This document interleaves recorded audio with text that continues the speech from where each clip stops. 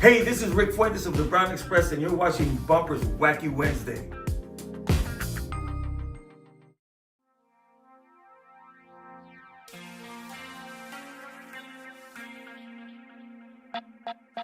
Viendo todas mis historias en el Instagram. Aunque anoche me dijiste que ya me ibas a bloquear. Sé que quieres otro chance. It's too late, perdona que ya no me puedes olvidar. Ya es muy tarde, baby. Soy a la que llamas, dueña de tu cama. Aunque quieras plantear, baby, sabes que tú me extrañas. Soy a la que llamas, dueña de tu cama. Baby, di la verdad, porque yo conozco tus mañas. Victoria la mala, Victoria la mala. Victoria la mala, Victoria, yeah. Girl, dime qué tengo que hacer. Pensaba que tú y yo teníamos algo diferente. Y esa boquita me miente. Ey, ey, ey, ey. Ay, ya no quiero verte. Sientes conmigo acostada en mi cama y yo quiero tenerte. Pero verte ya no me aguanto las ganas. Antes yo creía que yo era el player. Tú ya estabas lista para ver otros güeyes. Pero me pides más y me lo pegas para atrás. Contesta la llamada o la llevo a mi cama. Aunque quieras cambiar, baby, sabes que tú me extrañas. Yo no quiero nada más que estar en tu cama. Si tú no te quedas conmigo, yo no quiero nada. Victoria la mala, Victoria la mala. Victoria la mala, Victoria, yeah. Sé que te mueres de ganas.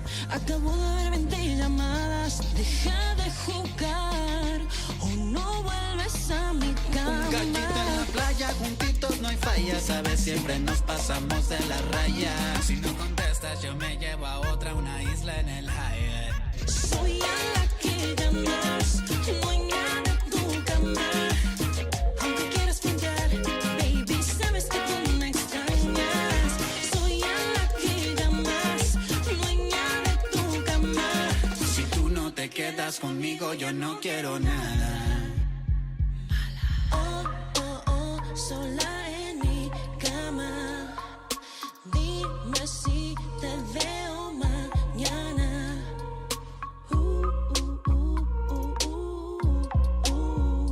No lo puedes negar. Dale como yo te pone a volar. A ti te gusta pecar.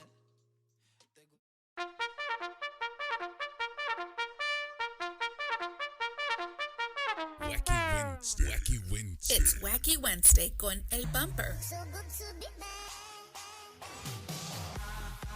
Unfiltered. The real deal. No pre-planning. No chingaderas. Straight up from the bill. Wacky Wednesday. B-Town's very own. It's Wacky Wednesday con El Bumper. Here's your host, Bumper Gomez.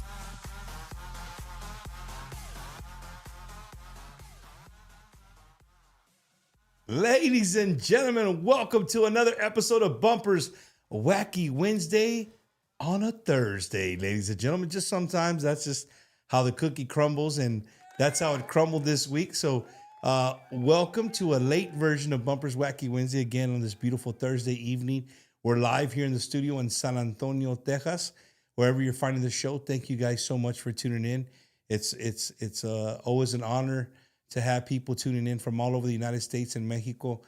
Super, super cool, man. So tonight, you guys are in for some great stories, great conversation with the man who's seen a lot of things and is also working on so many new things out there that you guys need to be looking forward to, right?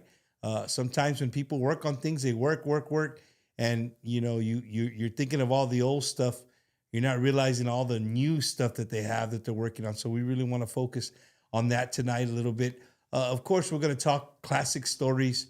I mean, why not? We have one of the original Dinos here, right here with us on Bumper's Wacky Wednesday. And before we get into the interview, I want to give a big thank you to Frank Salazar. Salazar Promotions in Victoria, Texas, for putting on a amazing Memorial Weekend bash. What a turnout. Tejano fans, you guys did not let me down. You did not fail me. Friday, record-breaking crowd. Saturday, record-breaking crowd. Sunday, record-breaking crowd, right? But then you have the people who will come out and say, hey, Tejano's on its down.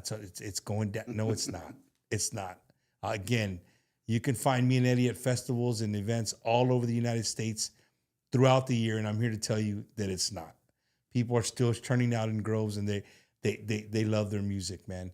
So again, a big thank you to Frank Salazar, to everybody, his whole staff that puts on Memorial Weekend Bash. Well, I could say I'm part of the staff, sort of, right? Saludos to my good friend Iceman. He did a great job up there all weekend. He lost his voice towards the end, so I helped him out a little bit. But it was super cool, man. I got to give an award to 4 awesome individuals. Carney Guerra, from your neck of the woods, Carney Guerra. Yeah, so Carney Guerra is, one of the originators, original Mexican Americans that was one of the first to buy 100,000 watt radio stations. Now has, Tejano, Mexicano, country, R&B. I think he's got the whole gamut covered. So un saludo to Carney Guerra and his sister. They both got an award. She wasn't able to make it, but he took her award on her behalf. We also gave one to Mikey Mike Barron. Saludos to Mikey Mike Productions Promotions there in Houston. He's always out and about promoting Tejano music, Conjunto music, bringing you guys great events in the H-Town area. So he won an award. And the award is named after Vic Gonzalez, a guy who's been in the business for a long time. He's been a big promoter of Tejano music. He's a photographer. You see him at all the events. So Frank started last year, started giving out the Vic Gonzalez Keeping Tejano Alive Award. As a matter of fact, I won last year. I was one of the recipients last year. So this year he left me with the honor of presenting and doing little bios on each of the awardees. So we had Carney Guerra, we had Mikey Mike Barron, and then we had the most listened to man in all of Tejano radio, all over the state of Texas, Mr. Bo Corona. Still has the coolest mullet in the industry, right? So saludos to Bo Corona. He came out and we got him an award. And then the last award for me was just something. Again, I was talking to Joe Ojeda off camera, like never in a million years did I ever think I'd be doing the things that I'm doing today.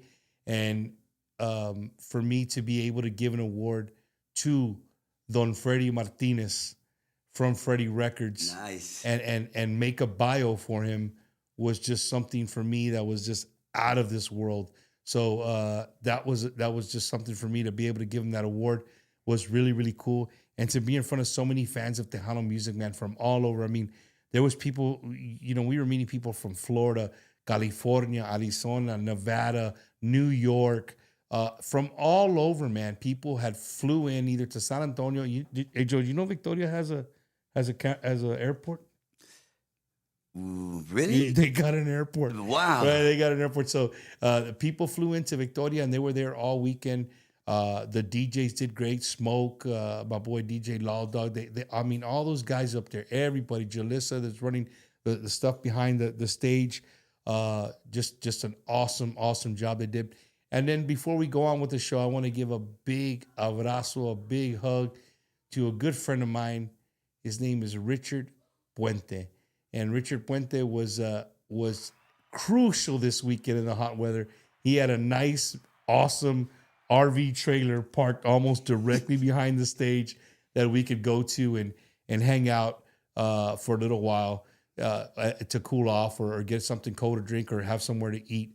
So un saludos to Richard Puente, his brother, man. Great hospitality. It was a great show, dude. Bobby, Roberto Polido, Seek. I mean, everybody, dude. De Paranda. And with that being said, you would think that Mr. Salazar would take a break, right? He calls me Monday morning. He's like, hey, bro, we're already working on next year's. Todavía no acaba este, güey. This one just finished. And you already goes, yeah, bro, we already working. We're going to bring the paranda back. Of course, we're bringing Signal back. So Frank's already in the works for you guys for 2026 Memorial Weekend Bash. So it's going to be something to look forward to. It's probably the largest Tejano festival in the United States. Nice. We're in Texas. I'll say that, in Texas, because I know Vegas does a 3-day event. Milwaukee does a 3-day event. But in Texas, for sure, it is one, if not the largest Tejano festival that they have, where they bring groups. And Joe, it was awesome, bro. People brought their chairs. It was just an amazing sight to see all the people. And then before we go on, I don't have their names. I do not have their names, but this is the kind of guy I am. Saludos to my good friends Jerry and Lori. They're there from Victoria, and they're always so welcoming to me and my family. They were sitting in the VIP, and they had a chair. And I texted her, "Where you at?" She goes, "Right here in the VIP." I said, "All right, you got a chair for me?" She goes, "No, there's chair here, but I don't know who's." I'm gonna sit there. I don't care. They tell me to get up, I'll move. So I walk over there, Joe, and there's a young couple, and maybe their grandmother, or the young couple, maybe one of their moms, right? One of the suegras there, right? And then they had 2 little girls and 2 little boys, and the boys are probably anywhere from the ages of like maybe 9 to 12. And I was sitting there, bro. I was actually drinking a beer. Like I hardly ever drink when I do these things, but I was drinking a beer, and it was hot. And I seen these kids, and they were just watching Stephanie Montiel. Like they did not get their eyes off of her. Like they were just watching the whole thing, watching Gabriel get down, and Sasha and the girls dancing. It's, Steph just puts on a great show.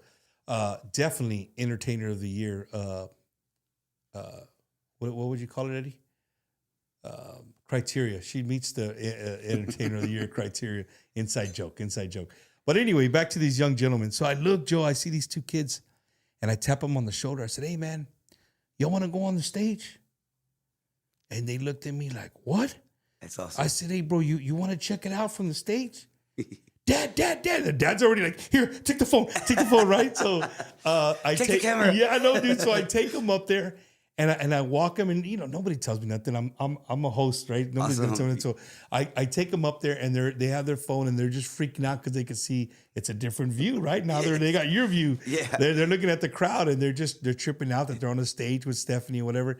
Well, one of them had a De Paranda baseball jersey. Awesome. So when they came down, I'm walking them back. She's like, "Man, thank you so much." And Dad's like, "Thank you." I said, "Hey, bro, when De Paranda comes, you want to?" "Yes.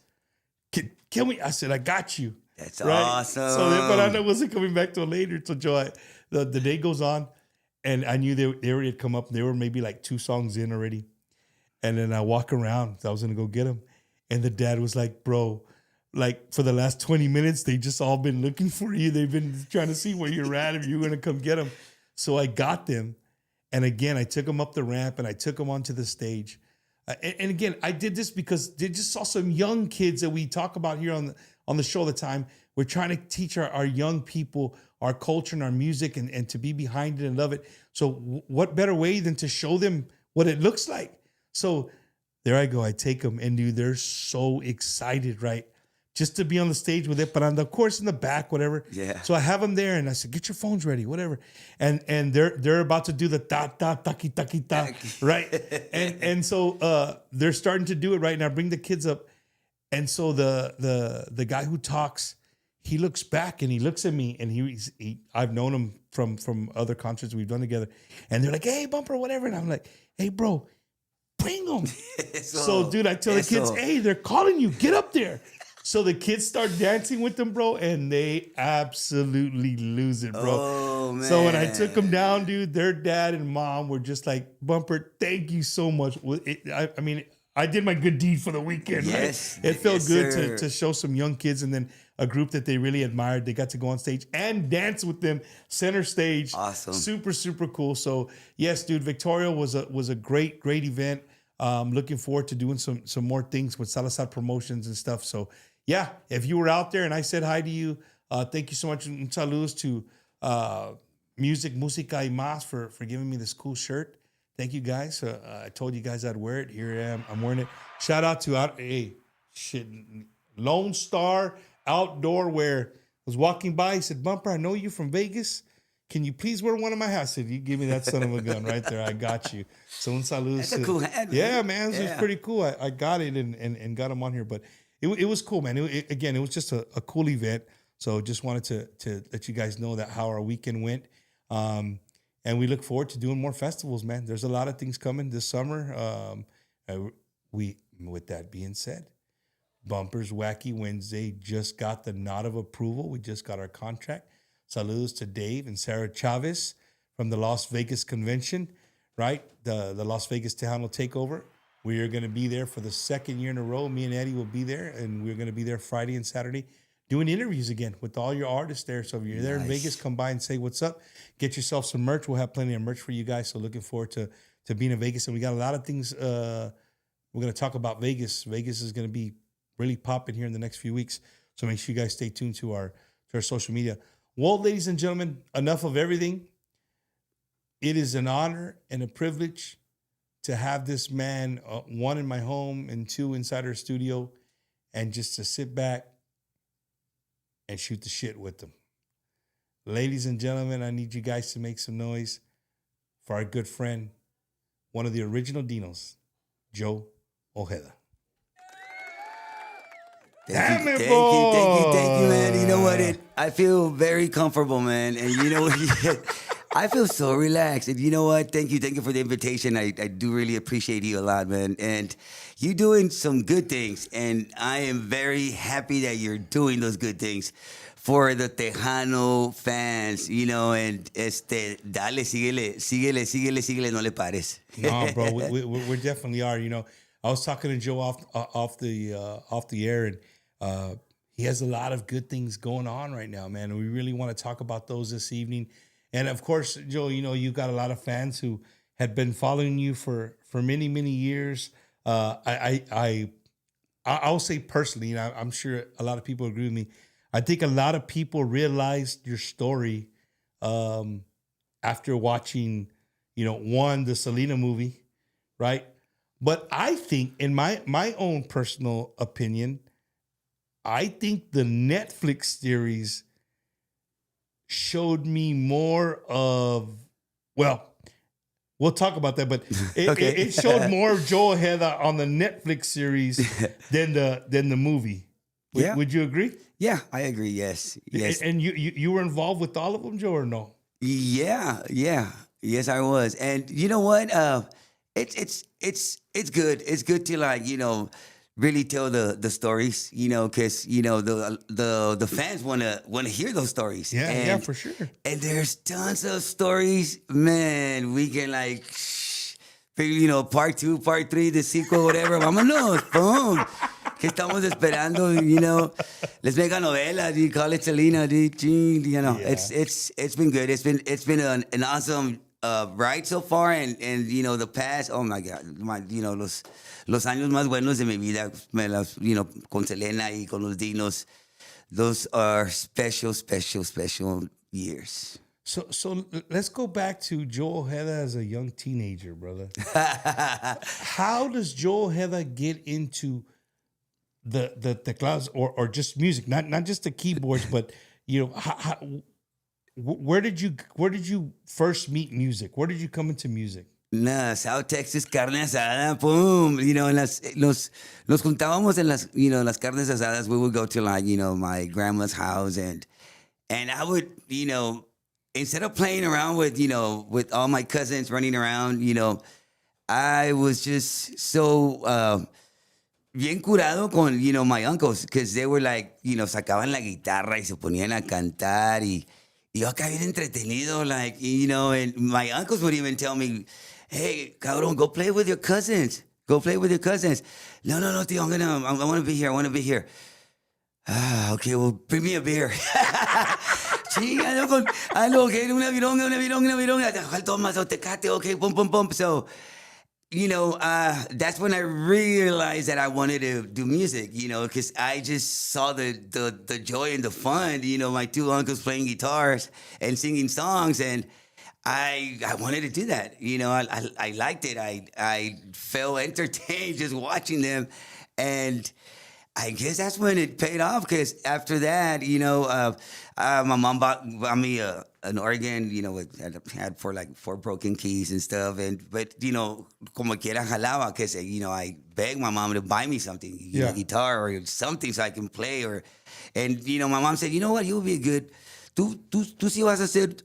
Tú le vas a tocar el piano, no sé si vas a tocar la guitarra porque estás bien chiquito, todo flaquillo. Entonces, sí, la guitarra. You don't know if you can hold that guitar the whole show. Yeah. Okay, mom. I'm down. I'm down for whatever. I just want to play music like my tíos. So, I got home one day, after school, and I saw the organ there. I'm like, oh wow, 3 broken keys, yeah. Oh, 4 broken keys, mom. That's awesome. Man, so thank you, Mom. This is the best present ever. Yes. And actually it was, because every after school, instead of me doing my homework like I was supposed to, homework can wait till later. I would just, I would just play the organ. Era un órgano de aire. And I would just turn on the radio. And, keep in mind, this is like late 70s, early 80s. Try not to give out his age. yeah. I think I just did. So, anyways, I would plug in the radio, and just try to play every song that came out on the radio. And it was, just growing in, on a border area, 956, right? You get to listen to all the géneros. Estás en la frontera and you listen to like both worlds, la música mariachi, música romántica, cumbias, and then acá was rock, it's the top 40 todo, and that actually kind of helped my ears because I don't read music, and I was never in band when I was in high school. Did not like the the uniform. So to this day, you don't read music? No, I don't. I am all like no. I don't know. Just I would put money that most músicos tejanos, if there was one person in the Tejano band that could read music, it would always be the keyboard player. Honestly, because when you think of the piano players and stuff, you think of them looking at the book, and you know what I mean. Yeah. But you just put a big old knife in my.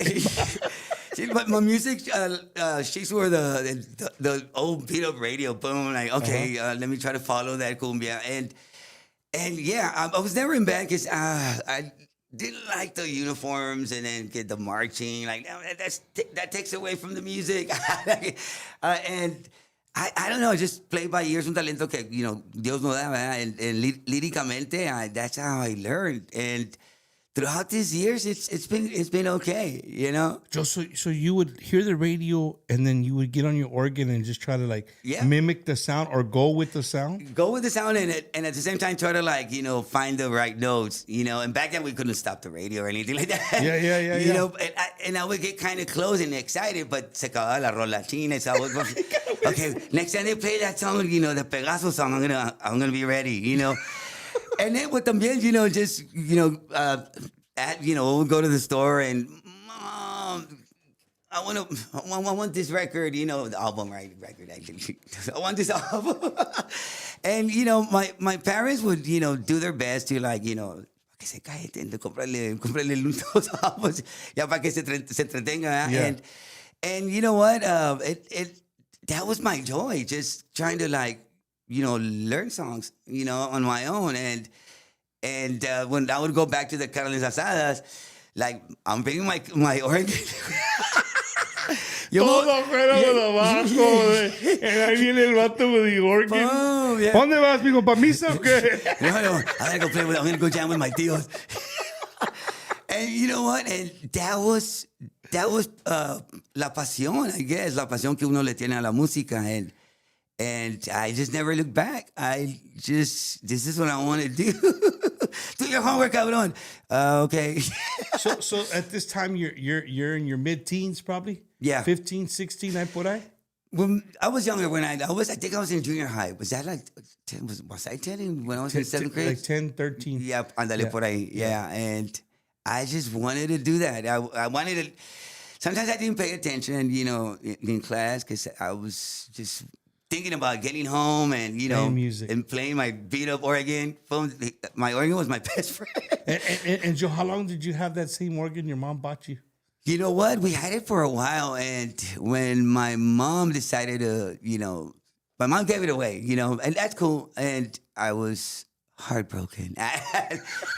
No, because I mean, that's how I started, and I got mad, but at the same time, like, you know what? Hey, maybe somebody else is gonna do what I did, Yeah. And like, I'm over here thinking I'm all pro. No, and you know what? At first, yes, I did get mad because my mom gave it away, and and because my mom said, "But you already have a Kumar orchestra, I think it was a Kumar orchestrator or something like that."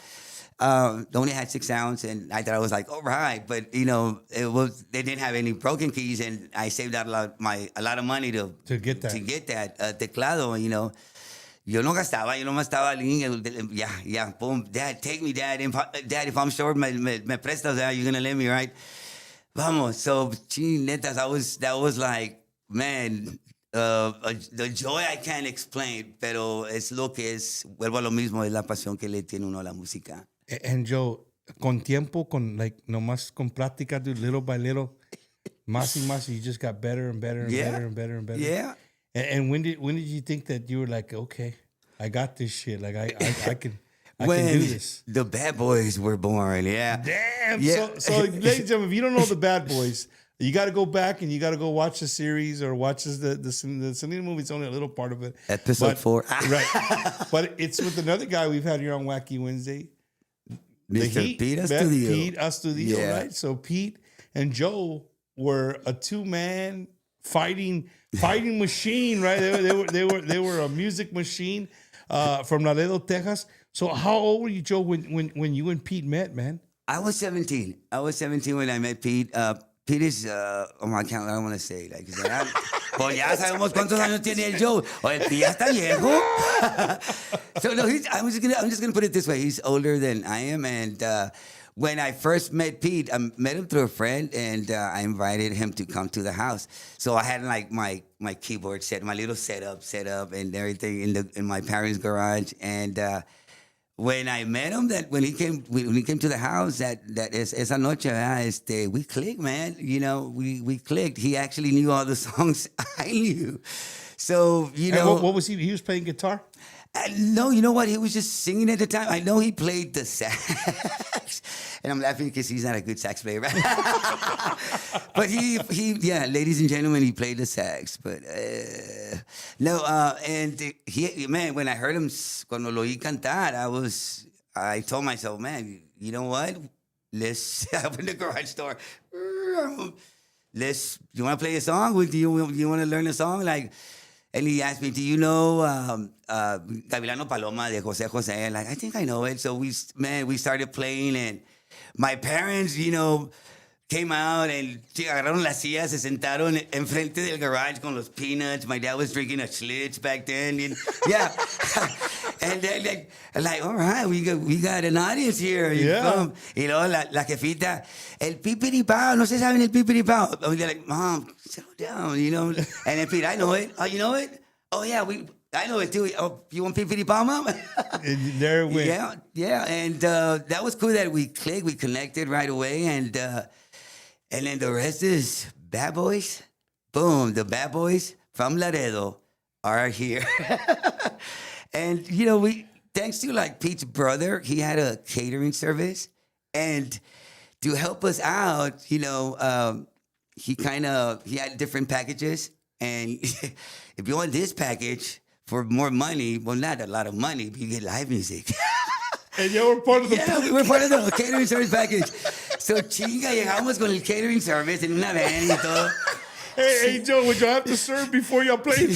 You'd have to help serve you know what? No, but we kind of helped them set up and, unload everything. And thank God we didn't have to serve, because that would have been kind of weird. That would have been weird, right? Yeah. Hey, he's about to just serve me my steak, and now they're up there playing.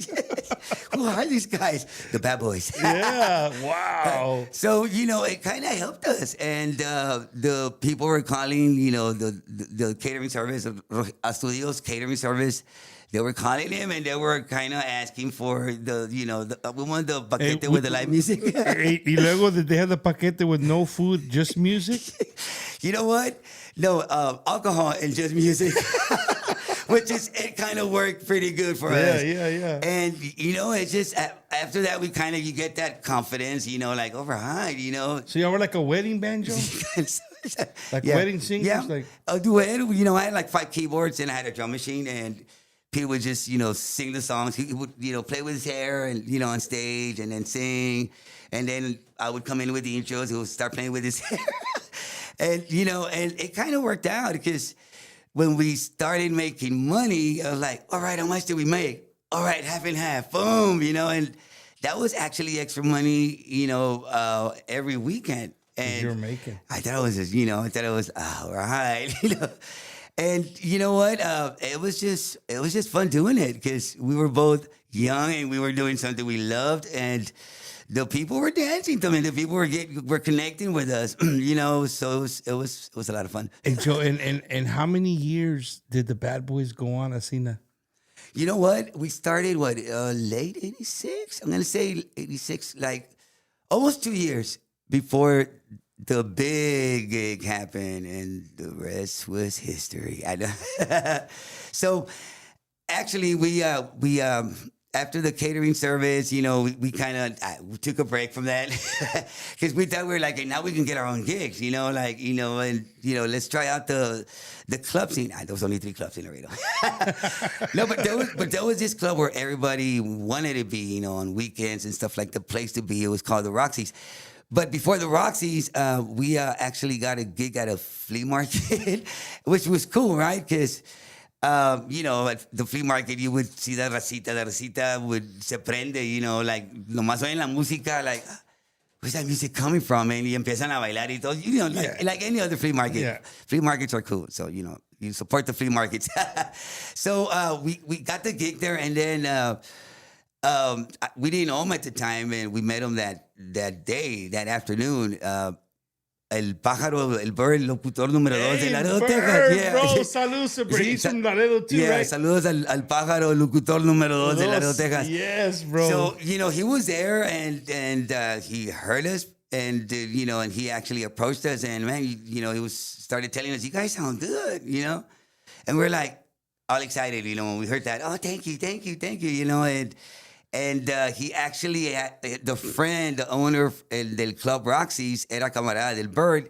So he started telling us, you know what? I know the owner from the Roxy's, and you know what? I'm going to talk to him. Maybe y'all can come in audition for him, and maybe y'all can do a gig there. Because the owner del Club Roxy's, he started doing Tejano nights, like on Tuesday. And because Tejano back then was the music to listen to if you're from Texas, man. Yeah. It's la cultura de nosotros. And we're always going to support Tejano music because, you know what? We love it. It's an awesome market. The music's great. The people are awesome. So we were like, okay, let's go audition for the Roxy's. Not for the Roxy's, for the owner, right? And so we get there, and when the owner found out we were just 2, and I'm pretty sure Bert had told him we were 2, but I guess he forgot. He was like, he was kind of negative. He's like, no, I want a band, and so when he heard us, we, I think it was the 3rd song, we were going to do 5 songs, and he stopped us, and I was like, that's it, he didn't like it. Yeah. He's like, you guys sound bad. Okay, you know what? Can y'all play next Tuesday or whatever, this coming Tuesday? We're like, hell yeah. We're playing at the Roxy's, dude. Right in front of a Taco Palenque. We'll play there, and then we'll, go eat at Taco Palenque. Boom. Yeah. This is it. So we when we got the gig, we were all excited. So, I'm calling everybody, my tios, my tias, my cousins. To We're at the Roxy's, bro. Yeah, man, go check us out, man. And So, calling everybody, to, go come check us out. And so we did that night. It was a Tuesday. And we had it was only our relatives that were there. Pero con madre, chinga, órale, ponte. Y luego querían entrar gratis. Sí. Y luego no, y luego pasando unos chinga por detrás de la puerta y todo, like, okay, dale. Chinetas. So, after the night was over, the owner was, like, he paid us. We're like, all right, yeah. And he actually nos ofreció jale otra vez. He hired us to play the following Tuesday, and he's like, I'm bringing Selena in. And I didn't know who Selena was back then, and it's weird me saying that, right? And I mean, and you're absolutely right, Joe. To stop, just like if you just heard what he just said, if you just take a rewind, you guys, those that are watching it later on, you can rewind. Just stop just listen to what he just said. Like if you just stop to think about that, Selena, Joe said, hey, I didn't know who she was, right? That's how powerful the name is now that you automatically link it with greatness. Yes. But you forget all the hard work it took to get to that greatness. So I didn't mean to cut you off. No. I really want people to realize that. I love what you just said. That's awesome. Yeah, it kind of touched me, man. It is. It's hard work, but if you love what you're doing, you're not going to give up. You're going to continue doing it. And, just don't quit. I mean, just if you love to do what you want to do, dale chai, no le pares, dale con todo volumen. So we were okay. We got another gig. All right, so se llegó esa noche el Tuesday, and we were setting up, and I didn't see Selena or anything. She was probably in the bus in Big Bertha, right? And I saw Abraham, and y'all know Abraham, right? Y'all know his character. Did he look as serious as he looks now? Did he look as serious back then? No, hombre, I mean, more, man, yes. Gosh. So, he's like, we're setting up. He's telling us where to set up. And, we set up where he told us. And no, you know what? No. Set up more over here. Like, okay, like, chinetas, my keyboards también pesados, All right, like, he had us, like, back and forth. So he finally, just stay there. And then, we opened up, and there was, I saw a lot of people like, madre con madre. Oh, but they're not here for us. They're probably here for Selena, Yeah. And, we did our 30-minute set. we played only for 30 minutes, and which was cool. That's all we needed. And we get off stage. We put our personal gear, like was only keyboards. Make it sound like we're like banda recodo, like, oiga muchachos, váyanse para allá, y ustedes la mitad para allá, ustedes para allá, no. Oh, So we're like putting my keyboards to the side, and making room for Selena and Los Dinos. So when she comes on, dude, I was like, what? I was like those kids, at that festival. Yeah. Like just like bien curado, like just watching her dance, like I was just like following her. I was like, man, I was hooked, man. I was like, what's the word, Eddie? Mesmerized. Yes, and I'm not dumb, but I know what that means. So me quedé bien curado, and I was like, man, I remember telling, like, doing the elbow thing to Pete. ¿Qué güey? I'm watching the same thing you are. Dude, I'm right here doing the same thing you're doing, man. And yes, let me listen. Canta con madre. So I was entertained. And the show was over, and I wanted to go say hi to her and tell her, like, you're awesome. But, she was already in the bus, and, all right, it's all right. So let's load our stuff, in the la van de Pete catering service. The bad boys. Gina, hey, thank you for, Pete's family kind of really supported us, and, thank you to Rogelio. Thank you. I know you're watching or whatever. So we load up the keyboards. We're loading our stuff, and then like we see Abraham and Abby. They approached us, and they were like, you know what, you guys sound good. And we were like, thank you. All excited when we heard that, you guys sound good. Thank you. So he asked us, like, do y'all have a manager? Like, what? Do we need one?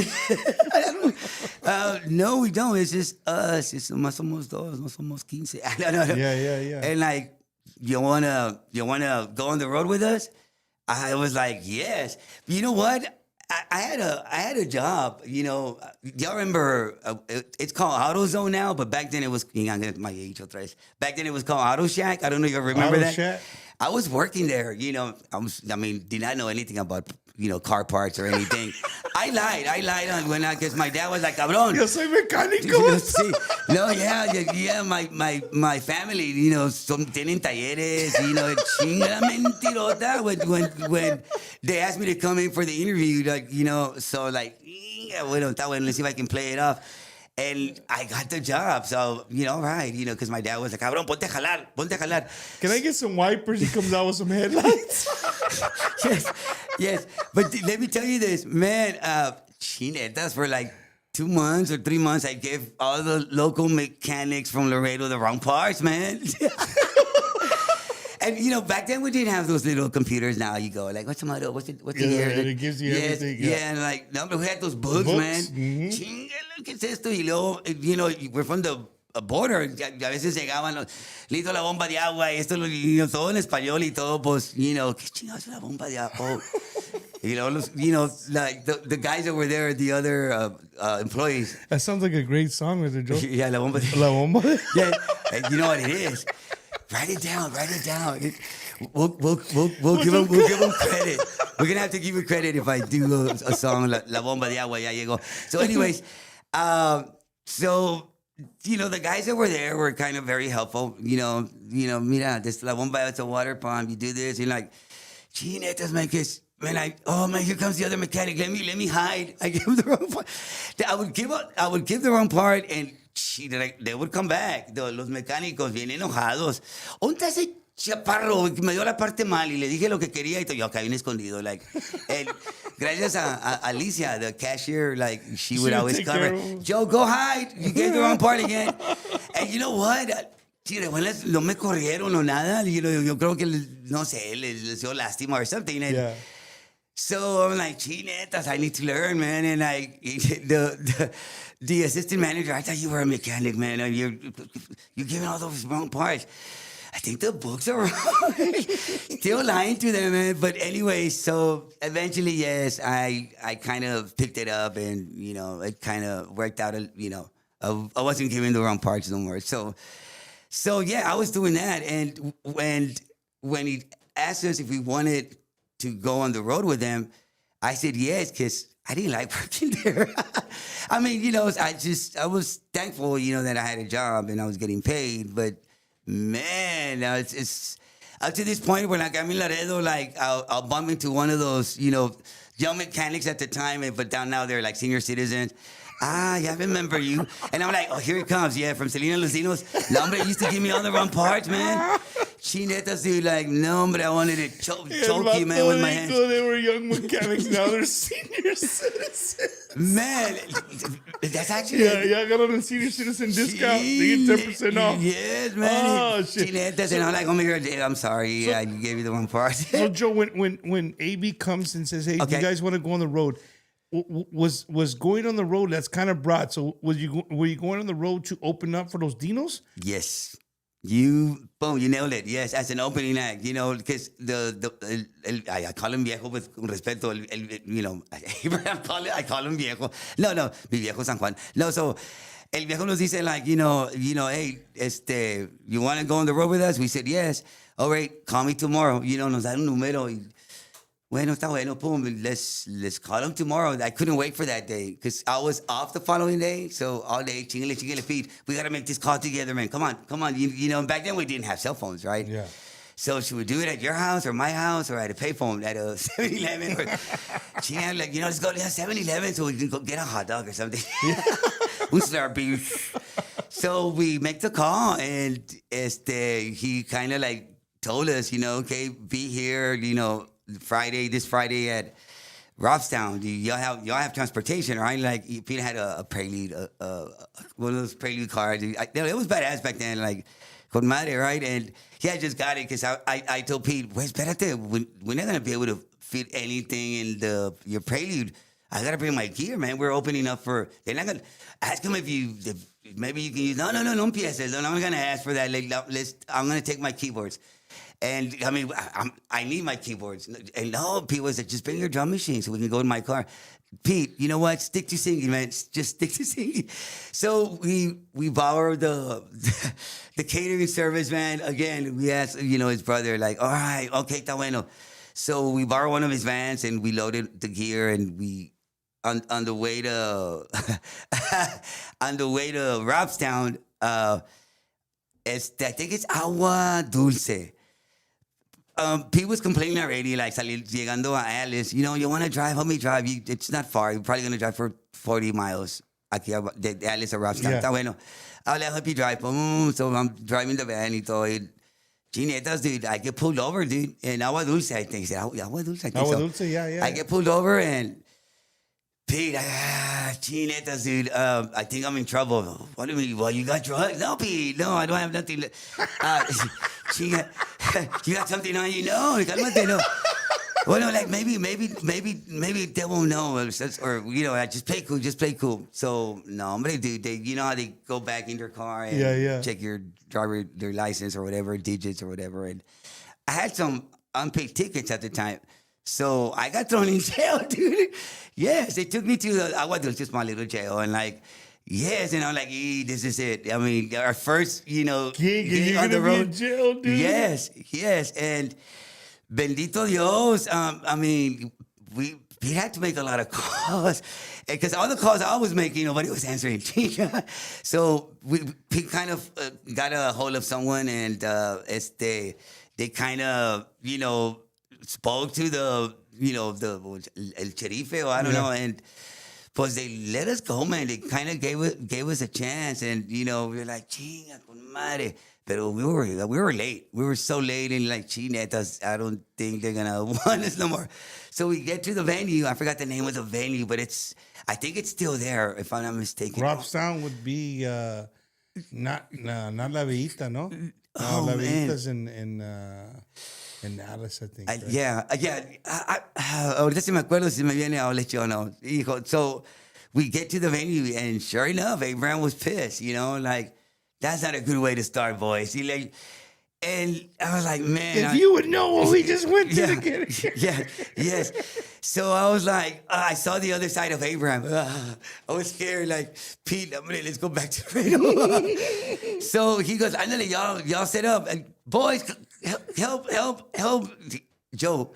Help Joe, like, set up. And like, they only had one roadie back then that would help, set up and everything. And here's Ricky helping me out. And like, yeah, thank you, man. Like, it's like, why do you have 5 keyboards? I don't know.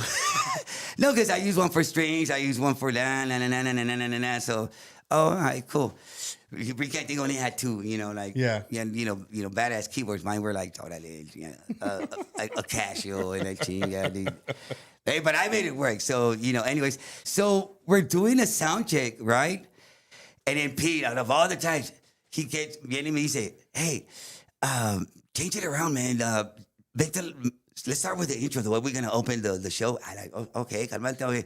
And, change it around and make it longer. So I don't know. I was like, all right.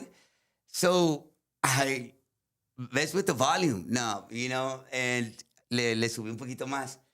So like, I'm looking for this, effect, or like, all right, okay, cool. That was the effect was coming out of Korg Poly 61. Keyboards know where I'm coming from. So, that way, like, ready, Pete? I blew up their tweeters, dude, their horns, dude. Yes. The Dino's horns? Yes, and like, estaban todos así como que, estos vatos, ¿quién se creen?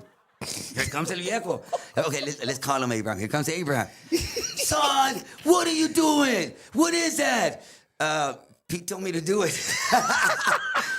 Y luego Pete acá que no, tell him anything. Chinga, pinche Pito. Vas a ver, cabrón. So, you know what? The high chaparral. Yeah. Oh, yeah, I think that was it. Yeah, somebody just commented. Oh, man, that Saludos was to it. Daniel Gonzalez. He goes, the high Thank you, man. chaparral. Thank you, guys. And chinetas, we were late. I blew up their I think they were called tweeters, horns, I don't know. Yeah. Chinetas, so pobrecito, their only roadie guy were like, trying trying to fix them, and hijo. And then Abraham comes up to me, I'm not gonna pay you tonight. I'm like, okay, I was like, that's enough trouble. Yeah, yo, no, it's okay. No, I get it. I'm sorry, sir. Being apologetic that you don't know. And so we go to our bus. No, we go to the van. So we're there talking. Chinga, dude. I don't think they're gonna want us no more, dude. Sorry, Pete. I messed up, dude. No, it's okay. Pete goes, let's just go up there and put on a good show. I was like, all right, I like that. Hey, but dude, I think you're getting paid, so you're gonna buy me a combo or something, right? A meal, right? Because I'm not getting paid tonight, and you know what? Damn, dude, I'm broke, man. Chinetas, I'm like, yes, don't worry about it. Don't worry, we'll go to 7-Eleven and get you a couple of hot dogs. Ya estás. So, we go on, and we actually had a good show, man. The people were dancing, the few people that were there. And we were like very excited that we did a show and everything went our way. And, when we're like getting our stuff out of the way for Selena and Los Dinos, Abraham, like, y'all sounded good. Yes. And that kind of made me, it kind of brought me to peace again. I felt that peace again. Like, He doesn't hate us. He doesn't hate us as much. Chineta. So, after the show, we followed them to Corpus because we were going to spend the night there in Corpus. And thanks to our 40-minute performance, Abraham, like, kind of, he would park Bertha right in front of las tres casitas donde vivían en el barrio Molina, Corpus Christi. Les mando saludo a toda la bonita gente. Everyone que ahorita está en sintonía y nos están viendo, saludos a todos. And so, Abraham, I'm going to leave the generator on.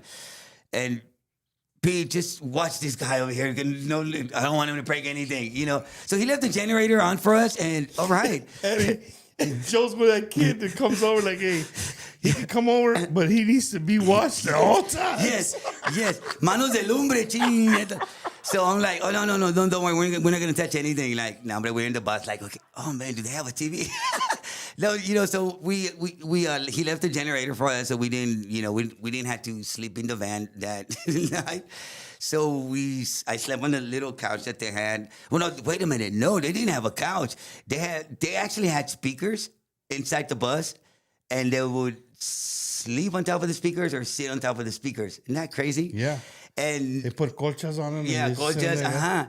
Chingos de bocinas, and I don't know why I said couch, but that was correction right now. And so I'm like, well, I'm gonna sleep on the en el suelo, con madre, like I don't need soy el Laredo, hombre, pum, en el suelo, bien a gusto, put on top of the speaker, and and then at the morning, arrives and amaneció, y luego we hear them coming in, man, and dice, man, if y'all need to go wash up, go inside the house. Pete, just watch them. Todavía, a mí se me hace que me van a decir, ¿sabes qué? The Laredo guys, bad boys, whatever you guys are called, Pete, yes, you're staying. Bye-bye, Lulu. Because I was like, yeah, dude, damn, that was, okay, está bueno. I just better have another good performance, Yeah. And what I mean by that, not messing up or not playing the wrong keys or whatever. And so we go to Victoria, I think. And yeah, was it Victoria? Yes. So we go to Victoria to the next gig, and it was the same thing. I didn't mess with my volume knob. They're like, don't touch the volume knob. Just leave it, in the center. I was like, all right, no, I'm not gonna touch it. No, I'm cool. So we do the Victoria, and then we go back to Corpus, and we spend the night again in the bus, and because we had a good performance in Victoria too. So because we're playing cumbias that we grew up listening to, Pegaso, Renacimiento, Los Plebeyos, Liberación, Los Ángeles Azules. Yes. I'm gonna do a song with you guys. No, I mean, and so it was cumbia, and it was different. It's different. Not that I'm like knocking the Tejano cumbia down. No, that's awesome too. Like, just growing up, de la frontera. Era algo diferente. Algo diferente. Yeah. 956, puro 956. Just, eres de la frontera, so creces o escuchando mariachi, música internacional, Luis Miguel, José José, todos los cumbieros. Y luego acá en este lado, rock y esto, lo otro. So that was kind of good for my ears. So So we had a good performance. We had a good performance. I didn't break anything. So we come back to Corpus, and then Sunday we go to Houston. So boom, we go to Houston, and then on the way back, AB's telling us we're not gonna perform next weekend, so y'all can go home. But I just get with my dad because we're still on for some more gigs. Yeah, and I'm like, all right. So on the way back to Laredo and la van, chinga, we would have to sometimes he pull over, teníamos que echar agua y le con madre. But you know what? Those were the good days. Most man. people pull over to put gas, not Chinga, Joe and Pete. They're going over to make sure the thing doesn't overheat. They're putting water. It's overheating, man. Chinga, my brother's gonna be pissed. Chinga, pull over. Chinga, ahorita espérate, Pete. Chinga, mira, órale, pum, llegando, parece que era, ¿qué es este? I said, what is it? No, not Freer. Freer is the other. What's that? You got Agua Dulce, Binbo, Freer, Más para acá, Ali's. San Diego. San Diego, yes. yeah. So in San Diego, we pull in, we pull over at a gas station, we put in water de la manguera, no, boom. Hey, la agua de la manguera is the best, man. Yes, just si es en el verano, summertime, just make sure, let it cool off, dude, boom. So we get home, we were excited. So that weekend was, we didn't have anything. So we were practicing. We were like, órale, let's learn some more cumbias. I think they're liking our cumbia style from the border, man, con madre. So we rehearsed all weekend and we learned some more cumbias and Los Bukis, Viva el Amor, and all those cool songs. So we do that weekend, and then the following weekend, I do remember it like it was yesterday because it was in West Texas. Chinga, I've never been to West Texas. A la madre, pues, ¿para dónde vamos? ¿New York o qué está bien lejos? Y luego todo bien en el van, vato. No, yeah. Bueno, es good. I'm glad you brought that up. Ese weekend, el viejo nos dice, y'all leave the van, in front of my house, and y'all gonna ride with us in the bus. And then he calls his roadie. I forgot the name of it. The only roadie they had. He's loading my gear. And chinga, I'm like, chinga, este vato con todos los teclados que tiene. But I mean, I had 5 keyboards. Like the one I had on the bottom one was the Cormor Orchestrator, and I was using my grandma's walker, because yes, to put that keyboard. No, but I asked permission. She had an extra one. So chinga, every time they would see that, chingados es esto? That's my grandma's walker. I'm using that for my. Bro, I just got lightheaded. Got you. No, but see, I did not leave her without a walker. She had. Joe Ojeda, yes. uno de los originales dinos de Boom, Selena. baby. Started with his keyboard on his grandma's walker. Yeah. And like grandma couldn't move all weekend. You got home, dog. Man, she told me she had an extra one. Wow. And, so I took her word, and man, pobrecita, like with my dad carrying her everywhere. So, anyways, we ride in the bus, and that was a fun ride. That was a fun ride because AB kept asking us, like, I like the way y'all play your cumbias. And las cumbias, I noticed, because they were, I believe they were recording with Manny Guerra, Yeah, the same. and their cumbias were just like, the bass drum, it was straight, down throughout the whole song. And, me, and Pete, being from the border area, we would do I think it's called contrapeado. I think it's like, and then we'll go straight, and then we'll go into that. And AB was like, man, I like that. And so, what is it? I usually use that on the chorus, of a song, on the, es un contrapeo. I think it's that, forgot the name of it. And now everybody's using it now. I mean, it's thanks to the música de México, los cumbieros allá, and it's different onda. And now we do that en los coros de las rolas que tocábamos. And then on the verses, I would do the straight bass drum, the straight kick. Let's call it straight kick. And Avi was liking that, and Avi was telling Ricky, now we got to change that. And I was like, oh, wow, that's kind of cool, that they noticed that. Yeah. I'm like, Shinetas, now I'm gonna double bring my A game to the top notch. So when we got to West Texas, I think we only did one gig in West Texas. It was I forgot the name. Oh, the Crown Royal. Was it Crown Royal in Midland, Texas? I think it was. When we're setting up to, the bad boys to do the sound check, Abraham was like, after the show, I want to talk to you boys. And I was like, man, I started telling Ya los people, van a correr a la bye-bye, chingada. Lulu. Kind of la chinga. But we still got to ride with them to Corpus and then get in the van. And That's going to be an uncomfortable ride. Gacho. So, and then this big, yeah, but you know what? Let's put on a good show. Cállate, tú nomás estás cantando ya, güey. Put on a good show. Chineta, like, hombre, you like, when I'm doing the intros, I see you and you're always playing with your hair and like, boom, like, but that's kind of cool, Pete. You know, you got to do something. So, Chineta, dije, that's it. No, hombre. So, you know, the night was over, you know, and you know what? Midland, Texas, thank you, man. We had all the people dancing when we went on. And I remember this. I remember Abraham, because Abraham wanted, you know, the Dinos to sound good, you know, and he would always tell AB, you know, like, you better sound good. And that's kind of cool, like a coach. Like a coach would tell, like, his team or whatever. The general managers then, you know, Yeah. hey, this what needs to happen. Exacto, you know, like study, like, you know, film and watch film and todo esto, that.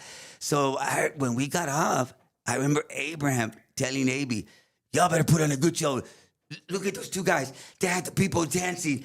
And that kind of got me excited.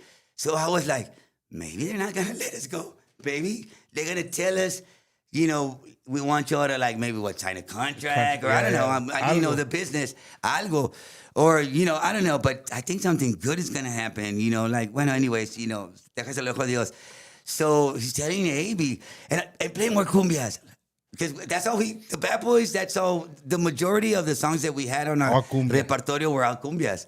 And so they you know, se subieron on stage, and, like, you know, to me, they always played awesome. You know, Selena was awesome, dude. She's awesome. So, anyways, the night was over, and you know, the people, ya todos, y estaba el venue todo vacío, and they had the lights on, those big old bright lights, and they were all sitting on a table, and we're like loading our stuff, you know, in the big Bertha, and Abraham kind of like weighed us down, like, órale, vamos a hablar con el señor, ¿verdad? So we're walking over there, boom, boom, boom, boom, boom, and the Pete, hey, si nos dice, yeah, that's it, don't worry, I mean, we still got to write, man alone, we still got to ride back to Corpus, get in the van and go home. So don't, you know, just don't worry, just be cool, man. Let's be cool. You know, I'm cool. I mean, I'm not, whatever, you know. So when we get there, everybody was kind of facing the stage, and they were, you know, Selena, Suzette, Marcela, Ricky, and the other guitar player just before Chris. And Avi was the only one facing the other way. So we're like walking, and, you know, Abraham standing up, you know, and we got close to the table, and AB turns around, and he kind of like said it in a loud voice, like, do y'all want to join the band? And we're like, what? I'm like, hell yeah. I was the first one to say yes. Hell yeah, because I hate working at Auto Shack. Chinga, dude, like, no, but they're after me. The mechanics are probably going to kidnap me and take me to Chinga Culiacan. And so, man, like, I was like, hell yeah. And Pete was like, I don't know what got into Pete's head.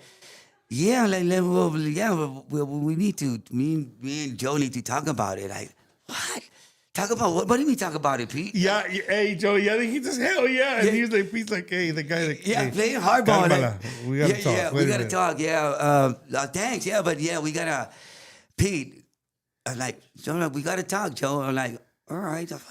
Okay, so we start going to, and I could see Abraham's face was like, what? You know? I went on like, whatever, right? So Pete like, no, I'm playing hardball with them. Come on, just follow my lead. Pete, chinga, really? You know what? I mean, I don't play anything, man. And she's an awesome singer. What am I going to do? Pete, you're a good Guido player, right? Come on, man. Let's just go back and say we're in. All right. So, like, chinga, like, Guido? When do you ever see me play the Guido? I don't know. Just pretend you know how to play the Guido. Whatever. So I'll buy you one, you know. So we get back, and Pete said, yeah, we just had to, I don't know what Pete said. We just had to call home. Chinga. And we're the Bad Boys. Yeah, we got to ask our mom, you know, first. So that kind of it. Yeah, so, you know, everybody was excited, you know. All right, you know. And on the way back to Corpus, AB saying, Joe, can you stay with us? And Pete, you can come back, like, because we're gonna start working on our new record, and I want Joe there. So I was like, yes. So we got to. Hey, Pete, no se agüitó. No, no se agüitó, porque no sé, fíjate.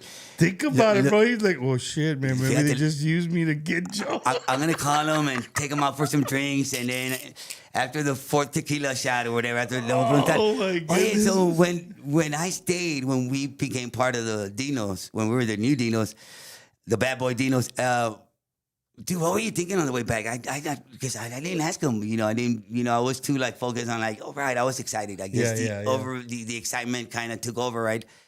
But yeah, man, I need to ask him that. I like 35 years 35 later. years Hey, remember later. this? So he was cool because he went and then he came back. And when he came back, I was all excited, dude. I came out with an intro, dude, and they liked it.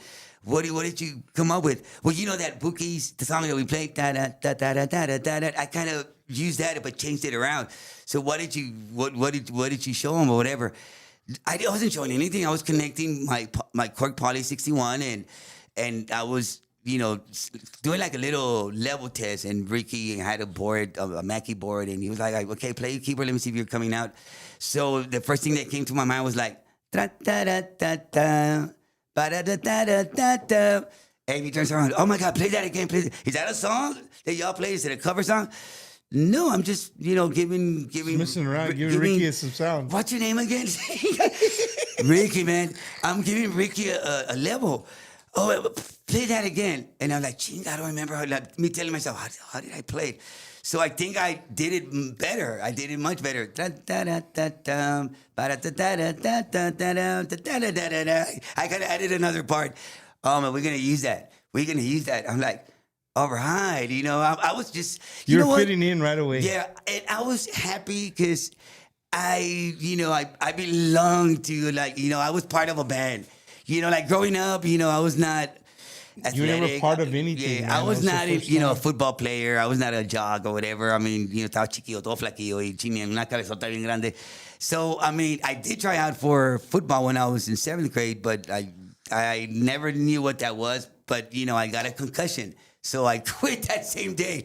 I mean, I was a small guy, So anyways, I never was part of a club or anything in high school. I was a loner, man. So I was just excited that I was finally, I belong to, a band. It's almost like a club. It's almost like a football team. So Joe, you getting part of the Dinos, right? Uh-huh. The Dinos already had a keyboard player, Yeah, and he's badass. right? I And, like him. and he I love was him. already super badass.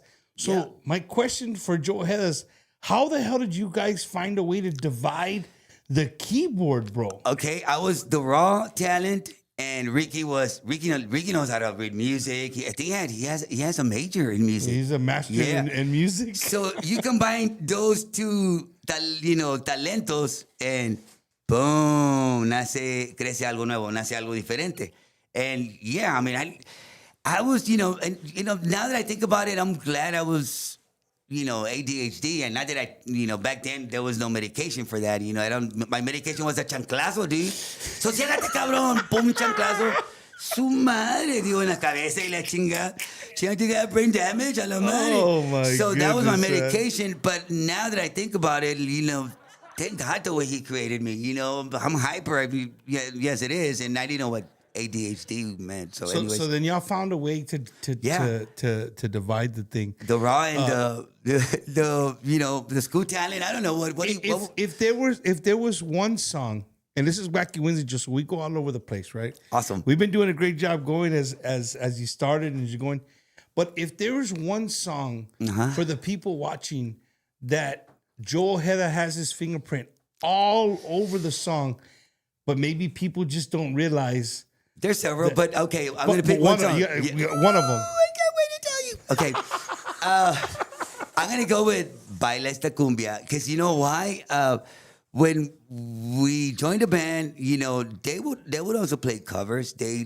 One of their covers was Juana la Cubana, and AB was, since I was a new guy, AB would always set his rig next to on my side, and he I don't know. They were playing Juana la Cubana, and of course Ricky was doing the intro, da da da da da da da, and I was just doing the basic, but just happy to fill be. in. You were doing all the fill-ins. Just happy to be part of a band, like.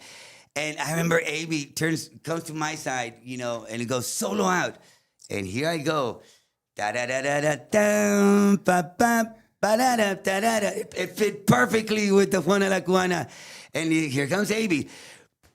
Don't forget that. That's awesome, dude. Dije a la madre. So I'm like, all right. And then I'm like, chinga, what did I do? Okay. I'm over here like trying to think what I played. Because he comes to my side and tells me not to forget that. And I was like, shit. So, all right. And Ricky had a keyboard in the bus. That that work on batteries and stuff like that, and just to get I guess ideas and stuff like that.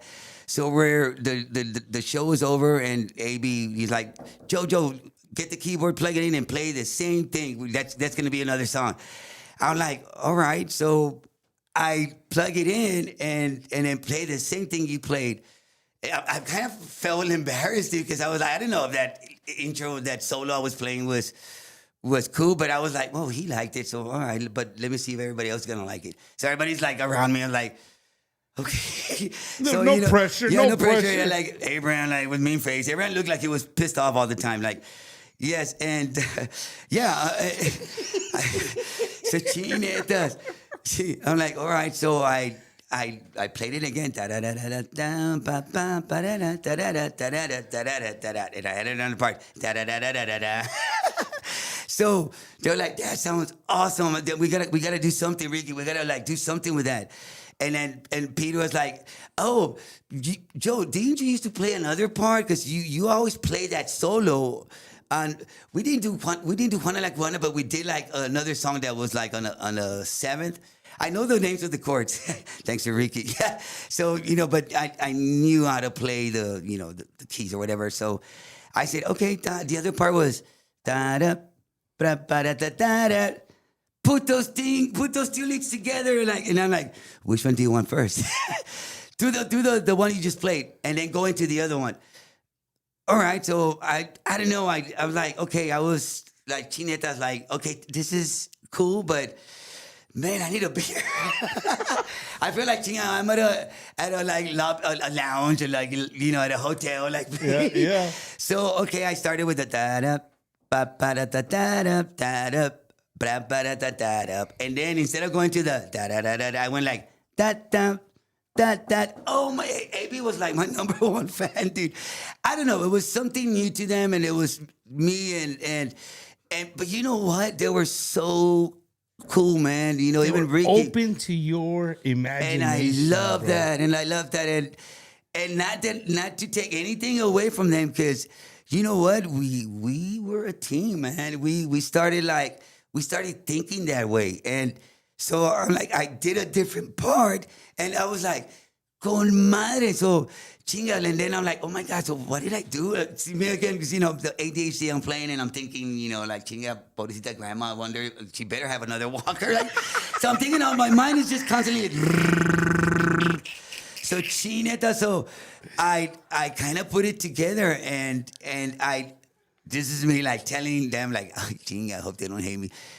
Why don't I just do this, da da da da da da da da, into the da da da da da da da da, and then maybe use my solo for a solo in whatever. I don't know because I didn't. They were a band. We were just a duet, dude. Yeah.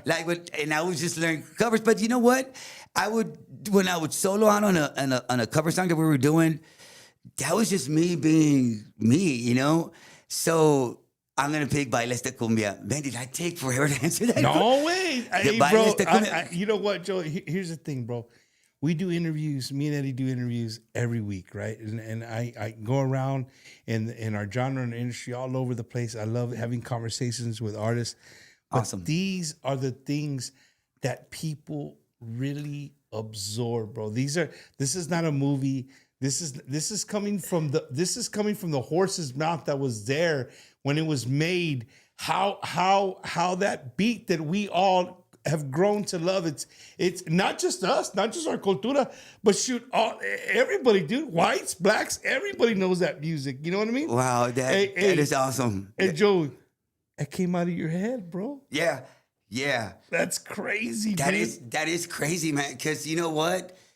At first, growing up, when I would get those chanclazos, because chinga, no me quedaba quieto, I started hating it, dude. Like, chingetas. Like, orale, like, now I can't do anything. Just go everywhere and just sit down. And I can't. Yeah.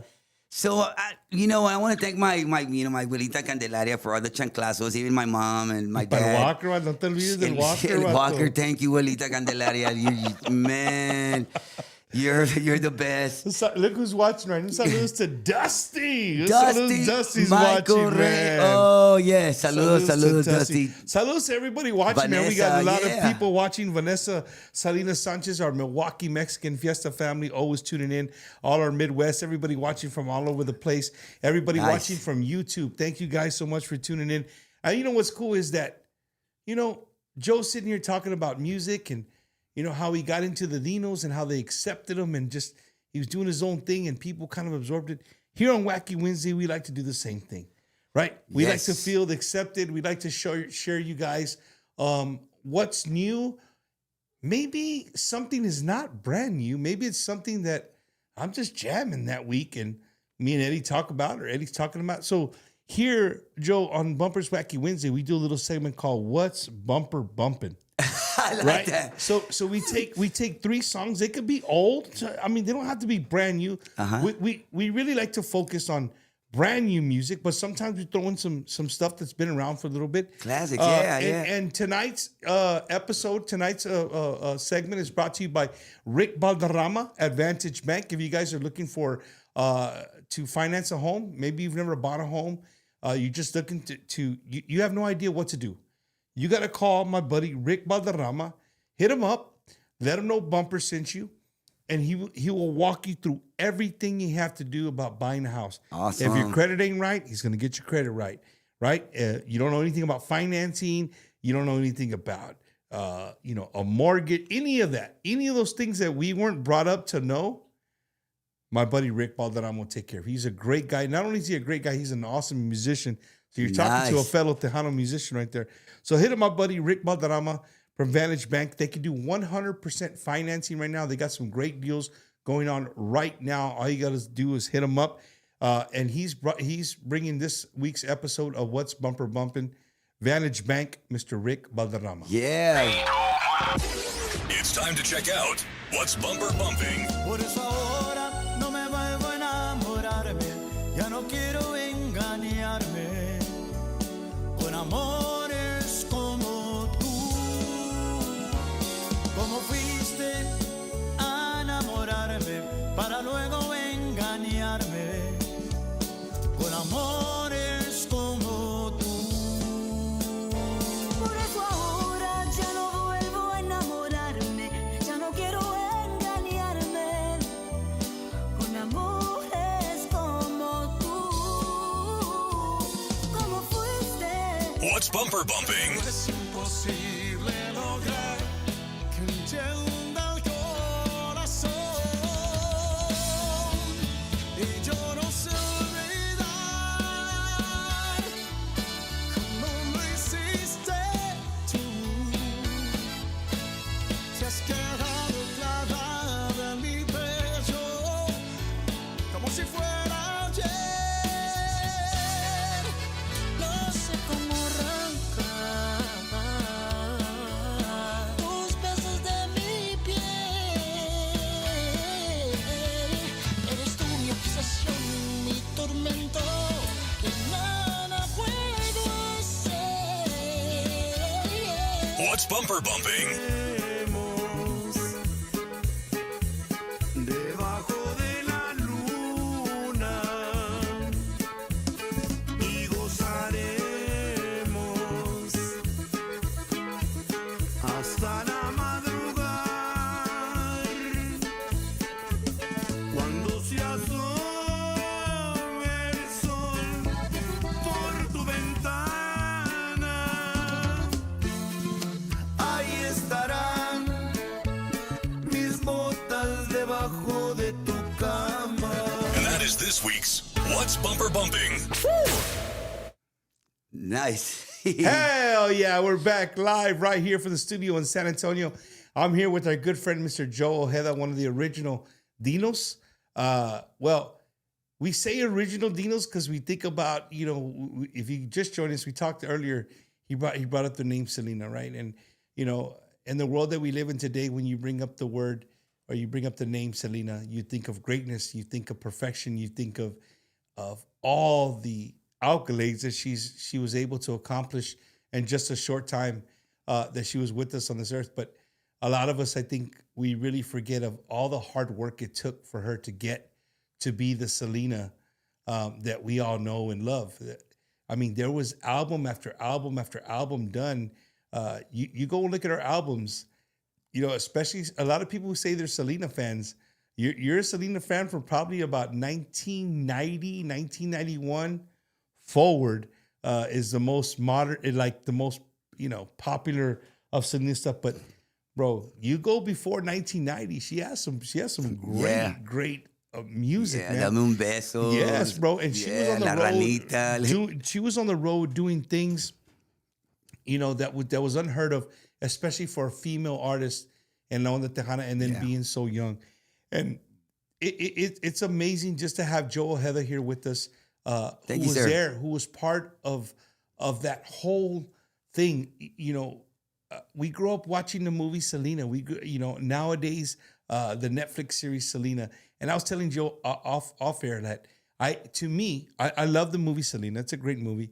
But to me, I think the Netflix series gave a little more, it showed a little more of Joe Ojeda than the Selena movie. I think the Selena movie is really focused. It was like, it's in 90 minutes, and they just try to fit the whole story in 90 minutes. It's kind of hard to do. It is. But the Netflix series, I think they did a great job. I know when it first came out, and Raza being Raza, it's always our own people that'll put us down and talk smack, right?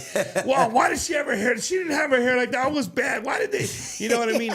We couldn't just sit back and say, you know what, Raza? Here we are watching a story of somebody that is one of us. Yeah. That is who we were, who we are on the biggest platform on earth, watching all over the world. And instead of us banging our chest and saying, she's one of us, Joe Ojeda's one of us, A.B. Quintana's one of us, Chris Pettis is one of us. Pete Astudillo. Right? Pete Astudillo, like Ricky Vela, all the Dinos, instead of being proud and be like, hey, hell yeah, look at us. We're in Hollywood right now. People are watching us all over the place. We're sitting here saying, chinga, no, why'd they do her hair like that? Y que este, que el otro. All the little things. But it's expected, right? It's that's how we are. That's okay. But at the same time, Joe, just listening to your story right before we went into What's Bumper Bumping, with you talking about Baila Esta Cumbia. Ladies and gentlemen, just real quick for me, just take a sip of whatever the hell you're drinking, kick back and let that sit in the back of your head. Let it simmer in the back of your head. Baila Esta Cumbia. This man right here next to me came up with that sound that we all know. It was a sample that he just did. AB looked back at him and said, hey, dude, do that shit again. Thank you, AB. And next thing you know, Baila Esta Cumbia is made. It's born.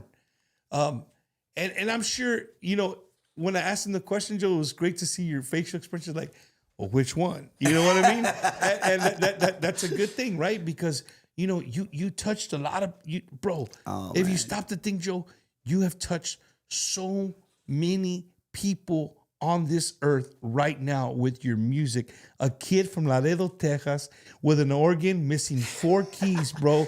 And to top it off, a kid who couldn't even read sheet music. Nope.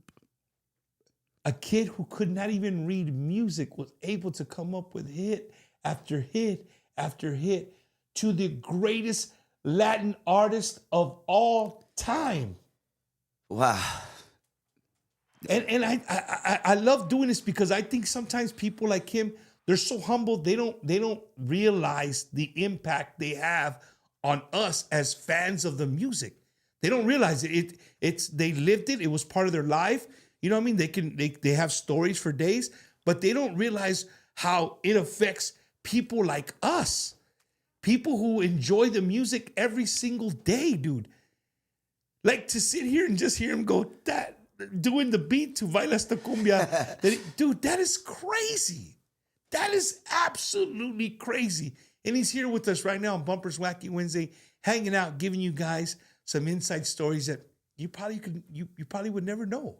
You know what I'm saying? So that's what I love about Bumpers Wacky Wednesday. That's why I love doing what we're doing here. And Joe, again, man, it's awesome to have you No, here, thank bro. you, Bumper. Let's get wacky, man. Yeah, dog. It's, you know what I mean. So Joe, here you go, bro. You get on the road. You and Pete. Bad boys. So when you get into the band, you and Pete know each other the longest. So I assume that you and Pete were probably always together or rooming together, right? So take us through a few years, bro. Did that relationship with Pete kind of, Chris comes into the band, things change a little bit. Does you and Pete's relationship kind of change a little bit to where maybe you're not as close? Maybe you got closer with another musician in the band, or how did that work, man? You know what? Everybody's doing like their own projects, and I respect that. And I mean, we were always, we're always going to be that team, that family together, and just being on stage with an iconic superstar, Selena, who opened a lot of doors for a lot of Latinos, not only for Latinas, but for Latinos también. And you know what? She was our quarterback, dude. She was like, boom. Man, it's just being on stage with her and performing the songs that we recorded as a band in the studio, and then hanging out, off stage and in the bus. Man, we had a good chemistry. Even the cow outfit, you dug it? Oh my God. No, it was the first one to say, right, Selena? Because Selena would design, she started getting into like the designing, like el vestuario and all that. And when I remember, like, she was like, taking our measurements and stuff like that. And she kind of told us that she was going to like design something for the Dino so we can all look, like, yeah, no? So it was Market Square. And all right, guys, after we got to Market Square, San Antonio, I love San Antonio. The people in San Antonio, the people all over Texas, man, somos Tejanos, man. And man, we need to stick together all the time, man. We need to, like, you know what? Because Tejano music is not dying. So stop saying that, por favor, okay? The music is beautiful. The people, the comida, you know what? It's a great culture, man. I love it. So we get to Market Square, and, after sound check, Selena was like, everybody come to the bus. All excited. Selena was always, man, I miss that beautiful smile. She's awesome. I learned a lot of good stuff from Selena. A lot of, like, to be patient, to, like, don't quit if you like something, just continue doing it. And man, you know what? It was just a blessing being on the same platform with that iconic superstar Selena. Anyways, so we get to Market Square and we get in the bus and boom, here she comes with the cow print jeans and the chaleco, and y'all brought y'all's white shirt, like I asked you to, right? Yeah. And like, no, it's a joke, right? I was the first one to say, Selena, we're gonna wear that? Really? No, you're joking, right?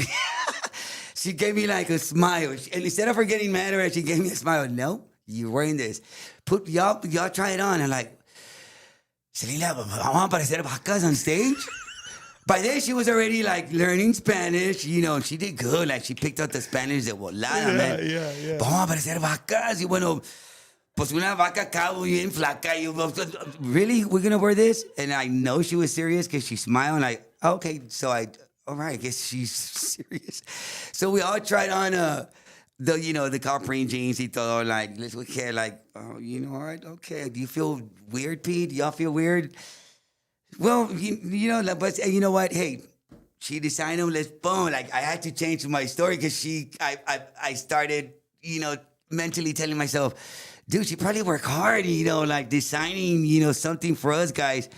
I hear that little voice inside of me. Stop it, man. Just turn it around, Just man. go with it. Go with it, So I was the first one trying them on, like, boom, like, oh, man, I had to change my way of thinking, like, wow, these are cool. They fit good. And we look good. But inside, like, chinga, parecemos vacas. Chinetas. So, you know what? Se llega la noche, we go on stage, and when I saw everybody on stage, I got happy. I was like, yeah, we don't look like, bueno, we look like good vacas, like those sexy vacas, that chinga que, también healthy, bueno, menos yo, pero pues we Era look por good. Chick-fil-A commercial. de madre. Yeah, madre. Chick-fil-A, where were you back then? No. So, right? That's not actually just give me an idea. So we, you know what? That performance, man, it just became like an iconic, presentation, like a performance where, me at first kind of like trying to be goofy and like we're gonna look like cows, and I felt terrible because when I said that, I don't think sometimes when I say stuff, maybe it's because of my hyperness, ADHD or whatever. I don't know what that means still. So, anyways. That night, you know what? There was a lot of people, and we got a lot of compliments. So from people like, y'all look good, like, oh my God, that's awesome. And so after the show, we were like interact with the people, because Selena was all about her fans, and Selena would always tell us, you know what, if only 10 people show up or 80 people, put on a good show. Like, let's always put a good show for the fans, because they go out of their way. They get home probably from work, and they're excited to come to to come see us, or, just to be, just to be like connected to, to the Tejano music, and let's just give them a good show. And when I saw everybody on stage with the cow print, I was like, we look like good vacas now. No, you were cool. And we actually had a good performance. And Selena would always, get the people going. She was, our quarterback. I don't know if why am I saying that? You're saying because she was like in charge. She was in charge and did everything, yes, man. And we had her back all the time. Yes, and and back then we didn't like nowadays I see bands with a set list, and and that's cool. I'm not knocking that down, but back then we didn't do no set list. It was either finger motions. They were gonna go into this or whatever. Had like hand signs or señas. For all the songs, like if it was besitos, Amy would do this, and we all knew it was besitos. Yeah. It was carcacha, like Amy would do this, and that was kind of cool, because we all knew what to do. Like, look at AB, boom, and then that's it. I know what song. Boom, get Play your right songs off ready. him, and then y'all would all feed off each other. Yes, and I mean we were a team. Everybody did their part. And I watch football. I'm a football fan, and I always hear players telling the other players, just do your part. Just do your part. That's what we were doing. We were doing our part. Yeah. It just became something special. The chemistry was huge, and we knew what we were doing. So that was kind of cool, because, I mean, AB just... like if he wanted to play the song from the top, he would just do this. And if he wanted to do the bridge, he would do this. This was the bridge. And, so yeah, it's like a quarterback. It's or reading signs from like the office coordinator, no? There you go. The AB was the office coordinator. So, Selena was like, all right, I got this play. I got this song. So, Joe, I'm going to ask you a question. Yes, sir. And it's going to lead us into our commercial break, right? But I want you guys to think about it while you're watching the commercial break, because these are all people who support Bumpers Wacky Wednesday. They support our Onda. They support small businesses. So make sure you guys go out there and support them. And if you run into the owners, let them know, hey, man, I saw your business on Bumpers Wacky Wednesday. That's why I'm here. Awesome. That would help me out. So my question for you, you're going to sit upon for these commercials, and you guys want the answer. It's going to be right after these commercial breaks. You ready? I'm ready. Are you sure? Yes, sir. Let's do this. This is a hard question right here. Oh, I love those type of questions. When did Joe Ojeda realize that you were part of something historic? Don't answer. Okay, I can't wait. When to did give you Joe that Ojeda answer. know that he was part of something historic? Right here, right after these people who support Bumpers Wacky Wednesday. Looking to purchase your dream home or what to sell your existing home? Call our friend Ricky Ray, the realtor, at 956-424-5724. He will help you get approved. No credit, low credit, no problem. So give him a call today at 956-424-5724. Hey guys, it's Leo Correa with Grupo La Calma and Internet and Marketing Manager here at Ron Hoover RV and Marine Center in Odessa, Texas. Our General Manager, Mr. Anthony Patterson, a huge fan of Tejano music. So we are proud to announce that we are proud sponsors of the Bumpers Wacky Wednesday every Wednesday, guys. If you know anyone, family member, friends that is in the market right now, make sure you come by and visit us here at Ron Hoover RV and Marine Center in Odessa, Texas. You can visit us online, www.ronhoover.com. If you're in the market for a fifth wheel, we have both C classes, A classes. We have travel trailers, everything that you need to make memories with your family. Come by over here. We're located at 1529 East 2nd Street. 1529 East 2nd Street here in Odessa, Texas, or give me a call. Our cell phone number is 210-906-3796. We're here for you guys, and come by and see why everyone's talking about Ron Hoover of Odessa, Texas, your West Texas. Yes, guys. Vámonos. Hey, this is Gary Hobbs from Nico Bass, Texas. Big shout out to all of the Tejano music family and friends. I want to invite you to join us this Friday, May 30th. We are back in Katy, Texas. Texas Rodeo Saloon. Gary Hobbs, the usual suspects. Tejano locals in the house. We'll see you there. God bless.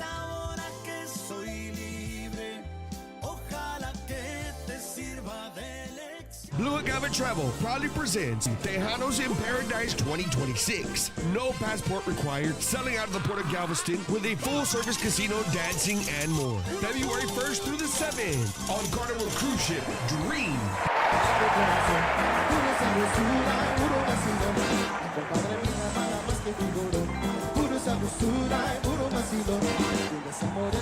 Register today, 512-375-5711, or go to TejanosInParadise.com. Are you a disabled veteran unsure if you're receiving all the benefits you deserve? Contact Just for Veterans, Coach Retired Sergeant Major United States Marine Corps, Oscar Ornelas at 951-388-4072. With a deep passion for serving veterans from all branches, he specializes in VA ratings to ensure you receive what you've earned for serving our nation. At Just for Veterans, getting your disability claim processed is now straightforward, thanks to our veteran design system. Don't delay. Book your consultation today with Oscar Ornelas at 951-388-4072. Remember to mention you've seen this ad on Bumpers Wacky Wednesday. Just for Veterans, if you don't win your claim, you don't owe us anything. Your benefits matter, and we're here to help. ¿Qué me hubiera gustado saber antes de comenzar mi proceso de inmigración? Que con Villa Immigration Lawyers no estás solo. En Villa creemos en un servicio de inmigración diferente. No somos solo abogados, somos tus compañeros en este viaje hacia tu nuevo hogar. Llámale al attorney René Sarasúa al 210-97-910-18. En Villa eres parte de nuestra comunidad y de la familia Villa. Estamos aquí para apoyarte en cada paso del camino. Con Villa Immigration Lawyers, no estás solo. Comencemos este viaje juntos y hagamos de Estados Unidos tu nuevo hogar. And then again, for the third week in a row, our brand new sponsor, Gilbert's Mexican Restaurant right there off of Marbach Road. Have you guys never, ever been there? They're open. They're closed on Mondays, right? But they're open Tuesday to Thursday. They're open from 8 p.m. to 4 p.m. And then on Fridays and Saturdays, open from 8 p.m. to 8 p.m. Sundays, they're open from 8 to 5. 8138 Marbach Road, Suite 102. It is a Tejano historic place. If you love Tejano music, norteño light, whatever, if you love our freaking cultura, that is a place to go right there. Look at that. Look at that beautiful lady Nice. right there off to the right there. I'm sure you know, Joe, who that is right there. Yes. You know what I'm saying? If it ain't Tejano, it ain't shit. Eso. You know what I'm saying? Yeah. But ladies and gentlemen, if you've never been to Gilbert's, let me tell you guys, they have the special it's an enchilada, but in the inside they put carne guisada. Inside that the sounds enchilada. good right now. Super, super good. Not only that, ladies and gentlemen, just the historic pictures and posters they have throughout the years. Maybe some of your favorite artists when they first started, you'll go in there, you'll freak out how young they are. A lot of Emilio, a lot of Selena stuff. Just so many things right there at Gilbert's Restaurant. It's a super cool place to be. And they support Tejano music. And guess what? And supporting Tejano music, Gilbert's Restaurant, the artists always go and they go and have a meal there at Gilbert's and support them. You know what I mean? Nice. So, ladies and gentlemen, stay tuned because we have something in the month of June that's going to be really big that we're going to be doing live from Gilbert's. We'll be making the announcement here. Look at that guy. You know that guy right there? Watch out, look. Pete the Heat hasta heel right there, dog. Está bien caliente, Pete. Yeah, easy. Right there. So, I mean, just crazy pictures, man. Gilbert's Mexican Restaurant. We are so glad that they're part of our Wacky Wednesday team. And, we couldn't thank them enough. So, again, if you guys haven't been there, make sure you guys go go get something to eat there right off of Marbach Road. It's an awesome place. So if you guys were watching right before we went to break, and he's been sitting on the question, right? I gave him a question, and it was something really cool. And the question was, Joe, when did you realize that you were a part of, or knew that you were going to be a part of something so historic? I'm going to say, you know what? That's when it really touched me and hit me, and it just blew me away. And I was like, whoa, this is totally awesome. So we're going to perform at the Astrodome, right? So we got there like 2 days before the gig, right? And we were all talking like, man, that's man, if we get like 4,000 people, it's still gonna look empty. And we were just throwing all todos estos comentarios like, man, it'll be cool if we get like 5,000 people, but man, the Astrodome is good. If it's 5,000 people, and se va a ver empty como quiera. And then like, no, maybe we're just gonna they're gonna do the half. They're gonna partition it off to where it looks. Yeah. So maybe we're gonna play in the end zone. And I don't know, but hey, that's cool. We're playing at the Astrodome. Boom, Houston Oilers. So love you, Blue. No, so the night before, we were excited. We were in Houston, and we all went out. The boys went out. Boom. So we started drinking and all that. Boom, and we were excited. We Texas is awesome, and Houston, all the great cities, San Antonio, Dallas. Love you guys.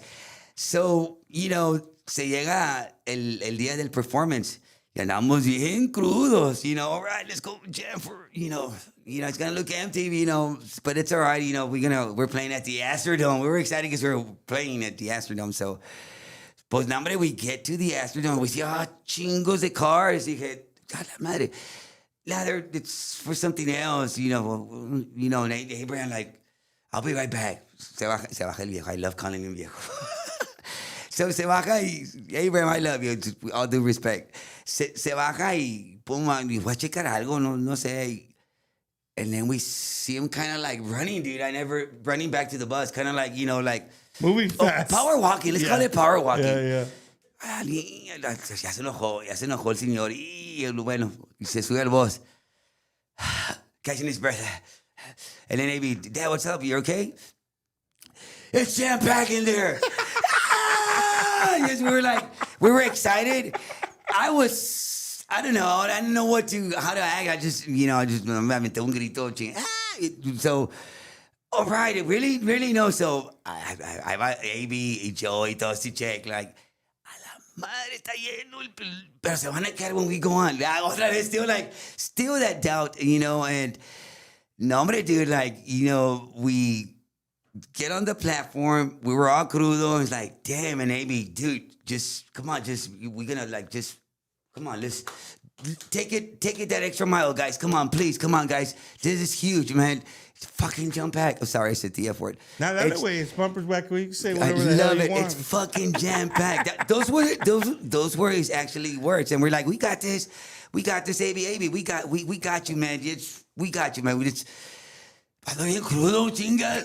Es un topo chico o algo, me está llevando la chingada, ando bien crudo. Chinga, AB, AB, out of all the times, why the night, dude? Never mind. We didn't know it was gonna be jam packed.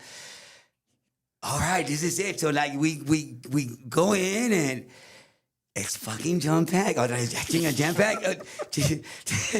I'm trying to laugh. I'm mixed emotions right now, and wow. So that way,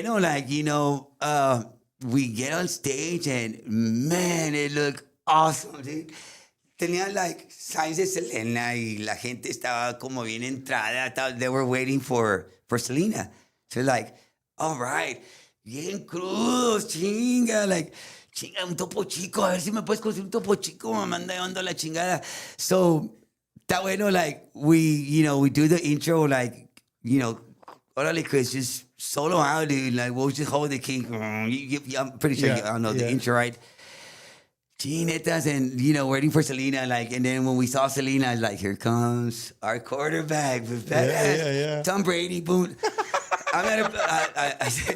I'm not a Patriot fan, but hey, they were good, man. They were good. So Selena was our Tom Brady, man. What, 7 championships, man? So boom, orale, oh man. So she gets on stage, and when she got on stage, it just took the whole crudo out of me. But then el pinche stage starts rotating. A la madre, I was like, the stage rotate. I don't know if y'all noticed that the stage was rotating. 360 rotation. Yeah, and we're like, a la madre, now that's like the cruda, boom, hits back again. Trae topo chico, a la madre. A la madre. It started rotating because, cuando andas bien crudo, nomás quieres estar en tu cama, quieres estar viendo la TV, y estoy, una garrita en la frente, y so, man, it started rotating, and all right, está bueno. After the intro, boom, we start the songs, and the people were singing along. Selena was dominated. That's she threw for 6 touchdown passes. She 500 yards. Yeah, she ran for 2. Man, yeah, she was always the star, man, and we had her back. We had her back all the time, and man, that's when I knew. We're I can't say the word. No, it's the humbleness in me. So it goes back to the question, right, guys? He's giving you exactly how he felt. The question was, when did he know in his time 68,000 bumper that he was part of something historic and playing at the Astrodome in front of 68,000 people for a gentleman who comes from Laredo, Texas, has to be just something crazy. You know what I mean? I've had artists come on here and they're just like, Bumper, you don't understand the rumble of the crowd before you walk on a stage, the sound, it just feels like bees, just like a zzz, like it's just buzzing. Those are some of the words that people have come up and said, Joe, but we've all seen that performance, man. And again, for you to say that in point in time where you realized that you were part of something that was going to be super big, again, not knowing the ending, right? You of course, nobody knew the ending, but the fact that, it takes you back to that point in time where you realize, like, hey, dude, this ain't the bad boys playing at Roxy's no more, Papa. This is the real deal Holyfield right here, And I grew up watching football, the Oilers, and man, and I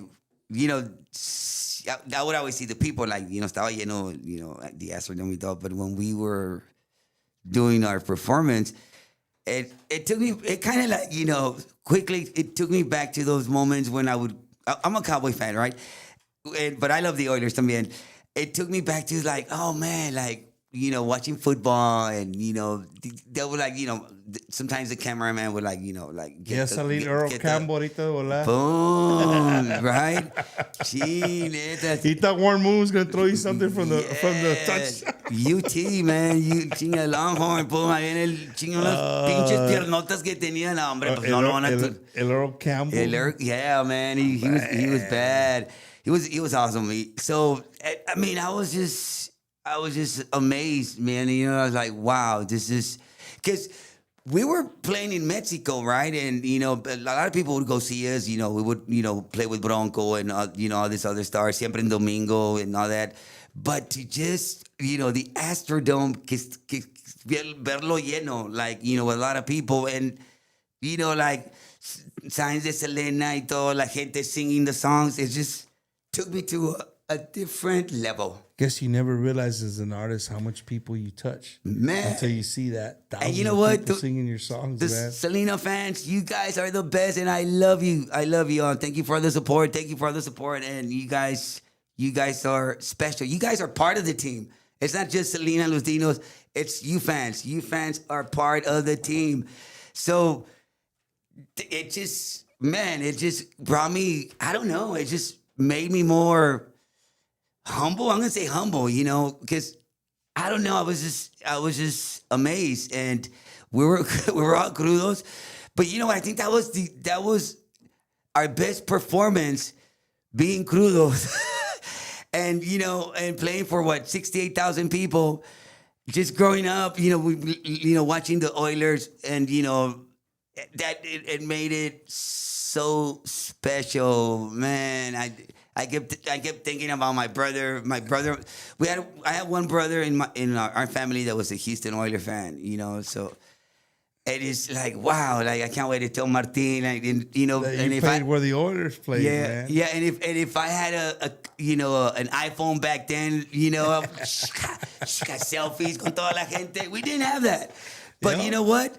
Hey, that was when I was like, no, hombre, this is crazy. And I was just happy for our quarterback because she put on a badass show.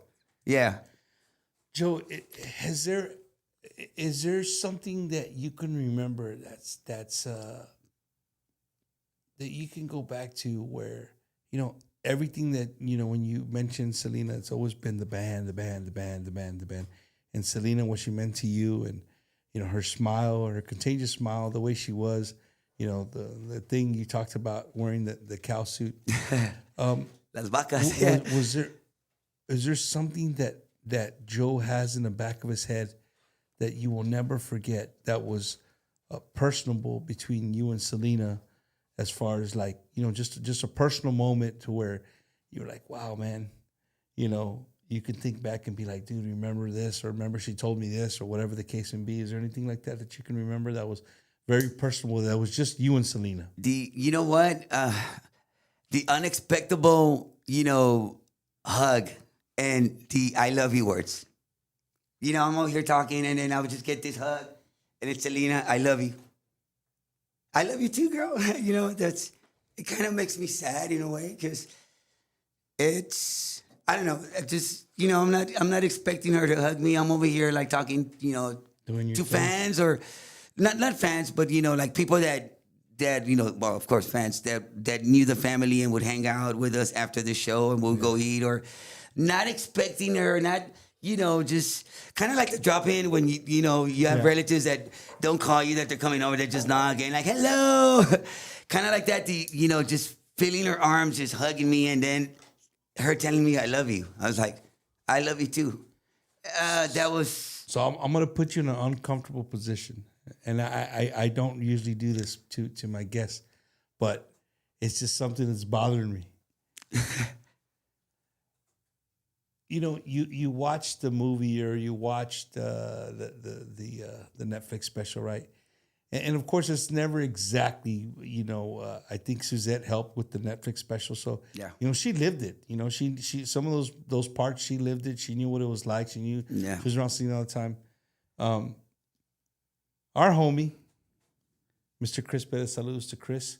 Saludos, Chris. And he became a crucial part of your band. And as we all know in the movie, in the a Chris. relationship started. Where did Joe find out, and what did Joe do about it? You know what? I actually caught them kissing, like los pesqueros estaban pichoneando. I like saying that word, but that means, okay, me subí al bus, me subí al bus a agarrar algo y no sé por qué, and I never do this. Selena had her room, in the back of the bus, and it was kind of like the door was kind of not closed all the way, shut all the way, right? And I don't know, I grabbed the doorknob just to kind of close it, just to close it. That's Selena's room, and I kind of opened it, and I saw them kissing, and and yeah, la madre. I go like, all right, So I was like, I was happy for Chris. I was happy for Selena. I mean, they're like, oh wow, this is weird. But it's funny because when they both saw me, like, hey, I just closed it. I didn't know what to say. I just gave them my hey and like closed it. I was like, what did I? Well, man, I didn't know they were in there. Yeah. They were too busy making out. So, and they approached me after this is like before we were going on stage. After we got off stage, they cornered me and like, dude, yeah, we're boyfriend and girlfriend. Don't say anything. Don't tell no one. I was like, what am I going to tell? I mean, I'm not going to say anything. Like, that's cool. Wow. How long have y'all been doing this? How long have y'all been doing this? That's not even relevant. They're like, no, just Joe, don't say anything, please. I'm not going to say anything. But, whoa. Okay. I'm not going to say anything, but... Okay, negotiation time. Okay, I'm not even gonna. God, I can't keep a secret, guys. I'm sorry. I told him that I can't keep a secret. I don't know if I gotta tell somebody. I gotta tell somebody right now. But I'm gonna do my best. Joe, come on, guy, please don't. I'm not gonna say anything. I'm happy for both of y'all, because I love you both. But that's weird. They were like, please, yeah, we've been dating for those messes, and it's boyfriend, about boyfriend and girlfriend, but you guys were in the same band. It's like, wow. All right, that went. I'm gonna not say anything. I'm gonna like erase it right now. I can't. Okay, erase it. I think it's erased already. Okay, I need a breakfast and a lunch and a dinner. I mean, y'all don't want me to say anything, and I kind of, I don't know, mixed emotions right now. Like, 2 months, really? I'm hungry. But yeah, why? After the shows, when we stop at a Waffle House or a Whataburger, the number one all the way, and just it just helps me. Like, I gotta connect. I gotta make a deal. Like. Because I don't know. I mean, out of respect, I love Abby. I love Abraham. I mean, Selena's like my sister, like she's, and I love you, Chris. You're awesome. God, you guys look good together. So, I was being positive at the same time, kind of like inside, I was like... They literally put you between a rock and a hard place. When the viejo, I say it with respect, I love Abraham. If the viejo finds out, and if he starts asking, who knew about this? And like... I'm telling. I'm just going to quit the band. I'm fine. I'm going to quit the band and, chinetas. Thanks a lot, guys. Yeah. But, no, just don't worry about breakfast because I'm going to sleep during breakfast. So just lunch, just buy me a lunch and I don't know, and dinner, and I won't say anything. Number that only lasted for 3 months. They got tired of me. Being like, no, you know what? No, just extra cheese on, the Waffle House, over easy eggs, and like, chinga this tito, hombre, yeah, chinga.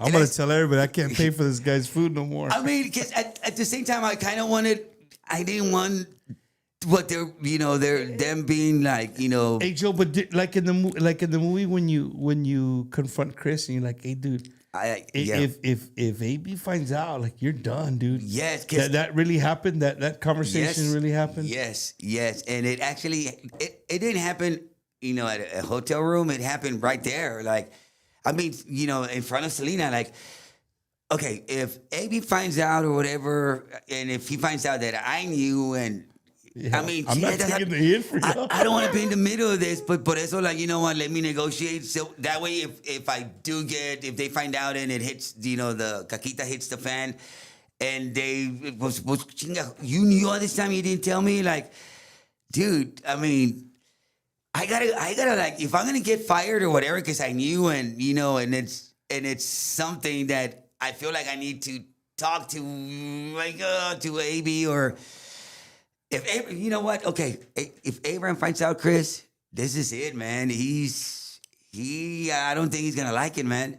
Because the first thing when me and Pete joined the band, the Bad Boys, Abraham told us, like, my family, he had his rules, and I mean, given like, when my first job when I gave all the wrong parts to the mechanics.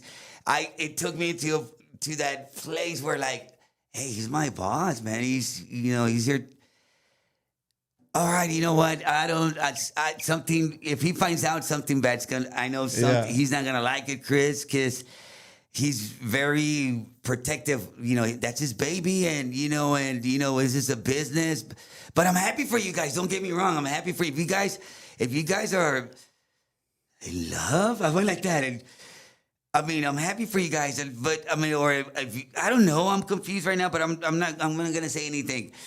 Can I tell Pete?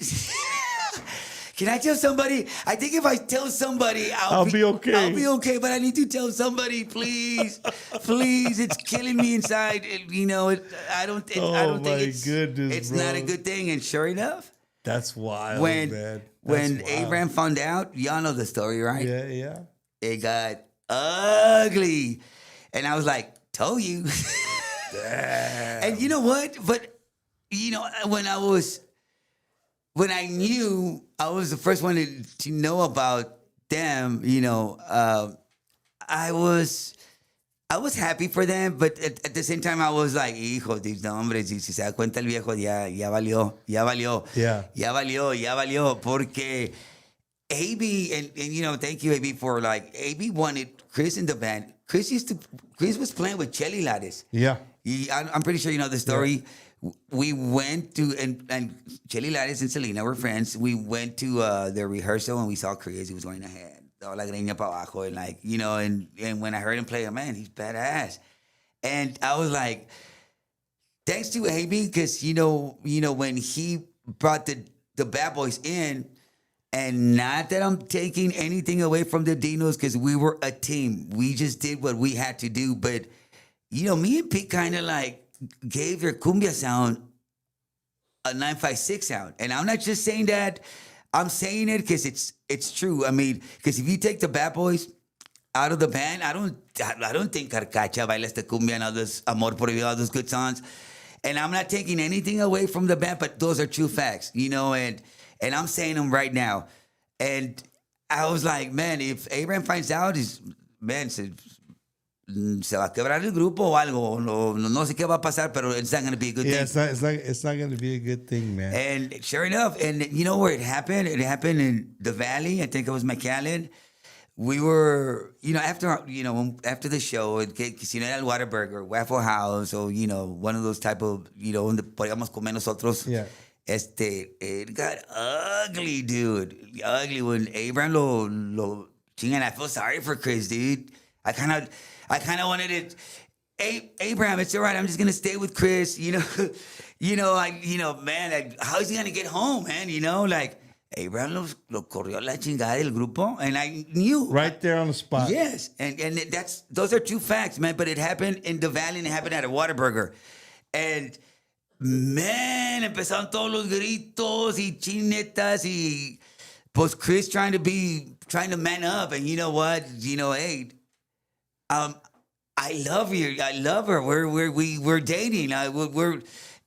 This is something. It's growing, and so does Selena. Selena kind of fought for one of those stories where like the parents don't approve, but como quiera they're doing it escondidas, and it got gacho, and that was kind of like we were always having fun in the bus, going from city to city, town to town to do our performances here in Texas, and that was like a quiet ride home. It was sad and quiet, because my boy was left behind, dude, and I was like telling AB, we can't do that, man. We gotta go back, man, or we gotta this is AB, he'll be okay.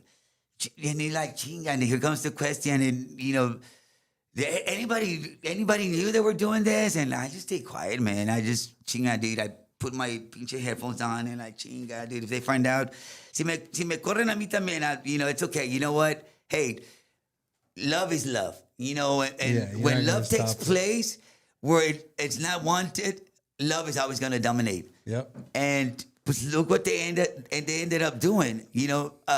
Se casaron debajo de la mesa sin decirle al viejo otra vez. So it got ugly, man. It got ugly. I've never heard Abraham, and I think he pushed him, and I think he wanted to, and I was like, look, I'm a father now, and I get Abraham, and nobody's perfect. Nobody's perfect. And now that I'm a father, and if, I don't know, I'm not as protective like Abraham was, and maybe because I don't have like a business with my two daughters, or where I got to take care of them, and they're like they're the ones, Selena was the voice, the la mera mera del grupo. She was like, como digo, el quarterback, right? And I felt sorry for Chris because when Chris joined the band. I was all right, Took a liking to him. Man. Yeah, he was cool, man. And then Pete started making fun, like, you want to be like Chris, yeah, and kind of just joking around, like, because I like Chris, and we would, before the show we would have a beer. Even Abraham was the first thing he would tell us, like, no drinking. This is a business. Before the show, y ustedes rebels chingando pinches escondidas and con un Whataburger cup, pero chingo de vironga chinga que no te pesquen. And wow. and I get that. It was a business. We were getting paid to do our job, and but Abraham was cool because he would tell us at the end of the show, I don't care what y'all do, I do not care, but be ready to go. Be ready in the bus to go to the next town, and if you're not there, I'm gonna leave your ass. I got left behind so many times, man. So I didn't feel bad, when I did all the wrong things that Abraham would get mad at me and me regañaba por mi bien, and I love that and I respect that because it made me a better person. Yeah. It made me to be responsible. I'm like, Abraham, where were you when I was giving all the wrong parts at Auto Shack, man? You would have fired my ass, dude. So no. It got nasty, and I kind of felt bad for Chris, and so AB fought for Chris, and so did we, because we were trying. Selena's dream, when we joined the band, when the Bad Boys were part of Selena Los Dinos, that was her dream. She wanted to be like that entertainer and singer like Donna Summers, big time. Like Janet Jackson, and I was like, no, but she's got all the qualities to become that type of person. Yes, and sure enough, it did happen, right? And I guess Abraham was taking care of that dream, that the business, because when they got married, dude, we didn't play for like a month.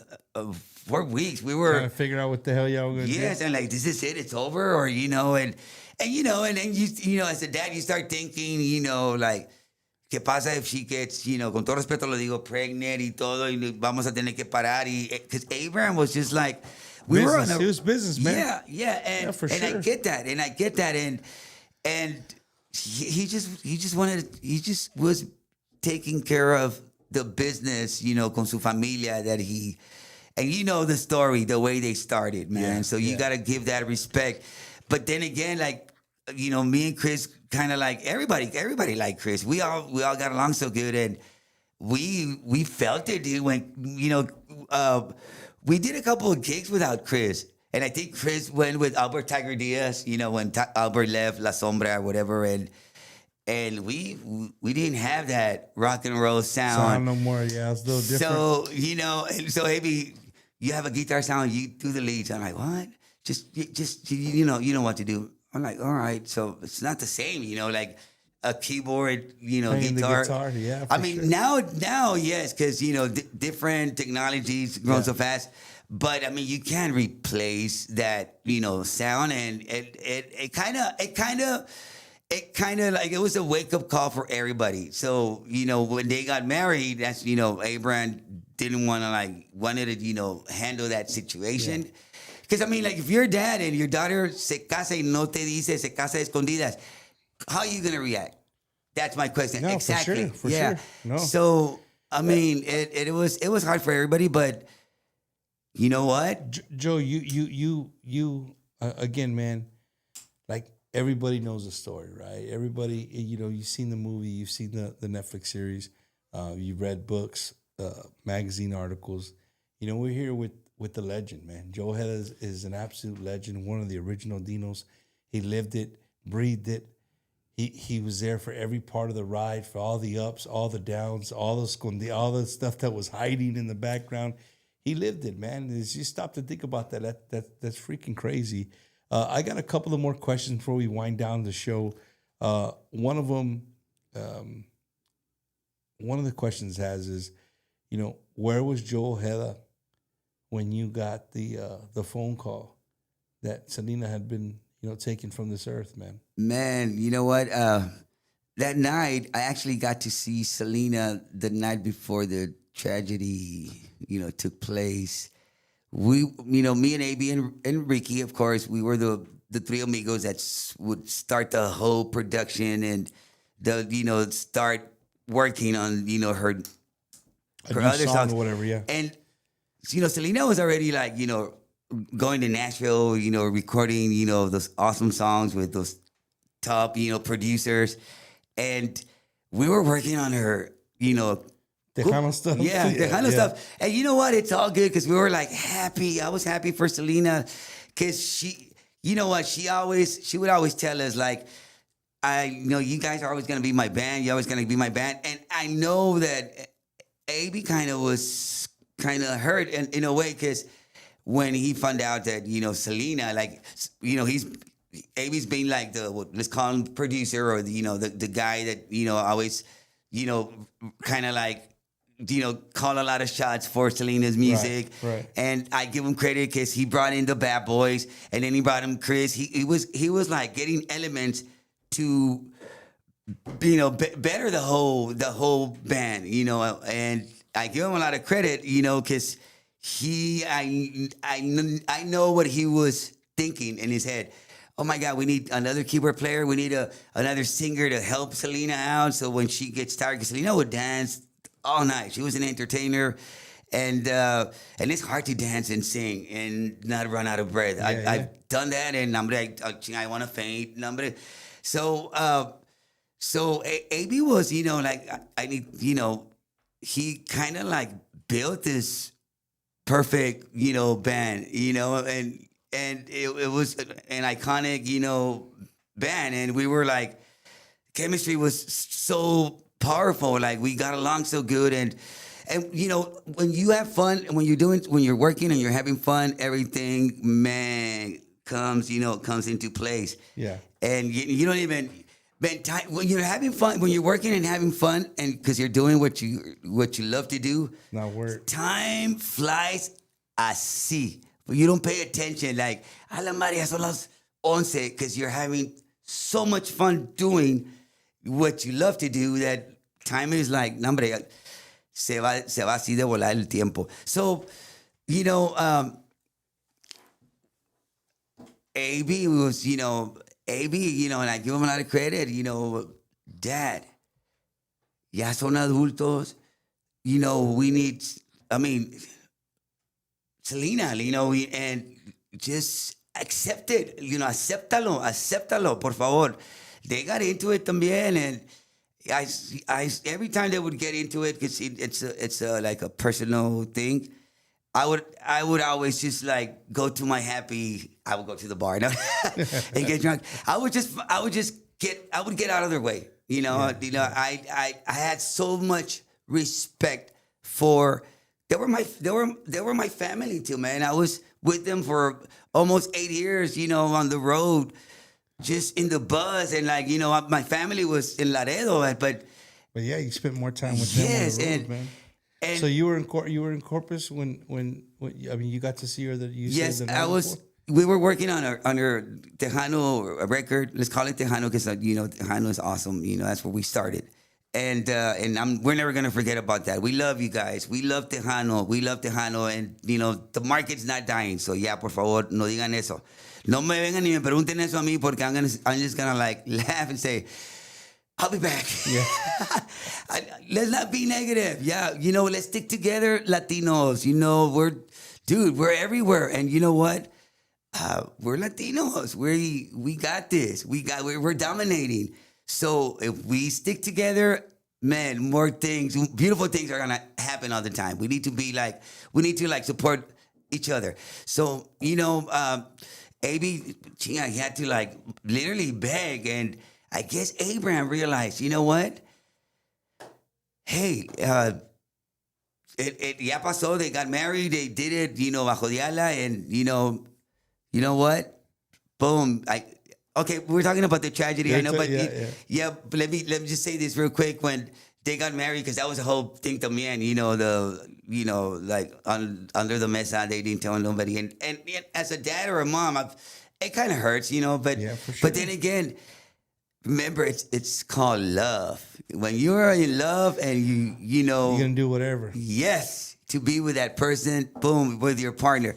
So, when we got the call that we were gonna continue, oh man, I was excited, but it was kind of weird, like the first couple of weeks traveling together and quiet and like, but then we got back to our normal selves. Yeah, our normal, but okay, when the sad thing happened, right? That completely changed our lives. Not only the fans, or it was something so painful, and it sucks when I think about that, and I don't like thinking about that. But it's it's a wacky night right now, and yes, I was at the Red Roof Inn because I kind of would, I kind of like to stay by myself, at a hotel room, because ando en mis calzones, ando con madre, like relax y todo, no. And AB would always offer me his casa, and so did Abraham, and I love them. I love them so much. They're my familia también, and I miss the guys, but I know everybody's doing their own project, and all right, man, that's cool. And we were working, and AB tells Ricky and Joe, you know what, guys? Everyone was kind of feeling kind of out of the weather. This is like at 2:00 in the morning, because la vida de música, la vida del músico es como un vampiro, ¿no? Andamos en chingas en la noche y luego dormidos en la tarde, en la mañana, y nos levantamos, son las 4 horas, pum, let's get back to work. So AB tells me and Ricky, hey guys, go to Selena's house and get the key for the song. Make sure we're on the right key so that we can start building the song. So me and Ricky went to Selena's house the night before the tragedy happened, and we get there, and sure enough, she's always laughing, and she, man, bien amable, like bien amable. Nos metemos. We have that relationship. We're a relationship is good. Like nos metemos a su casa. She made some cheesecake for Chris and Chris's dad. Chris and his dad were fishing. They were out there, like, ya se ha venido a la pesca. You go early and you stay out there if you love to fish and all that. And Selena had an upright piano, and en la casa, pues we're looking for her key. So we got the key. All right, this is the key. Boom, B flat. Boom. That's gonna be the song. It's gonna be on B flat. And again, asking Selena, are you comfortable in that key? Oh yes, yes, yes. And she'll go, and we can go higher, but you know what? Let's keep it on that key. Just because singing a lot of songs, it's hard work. It's hard work. It's not easy, but if you love it, it's gonna become easy. So we got the key, and sure enough, she's.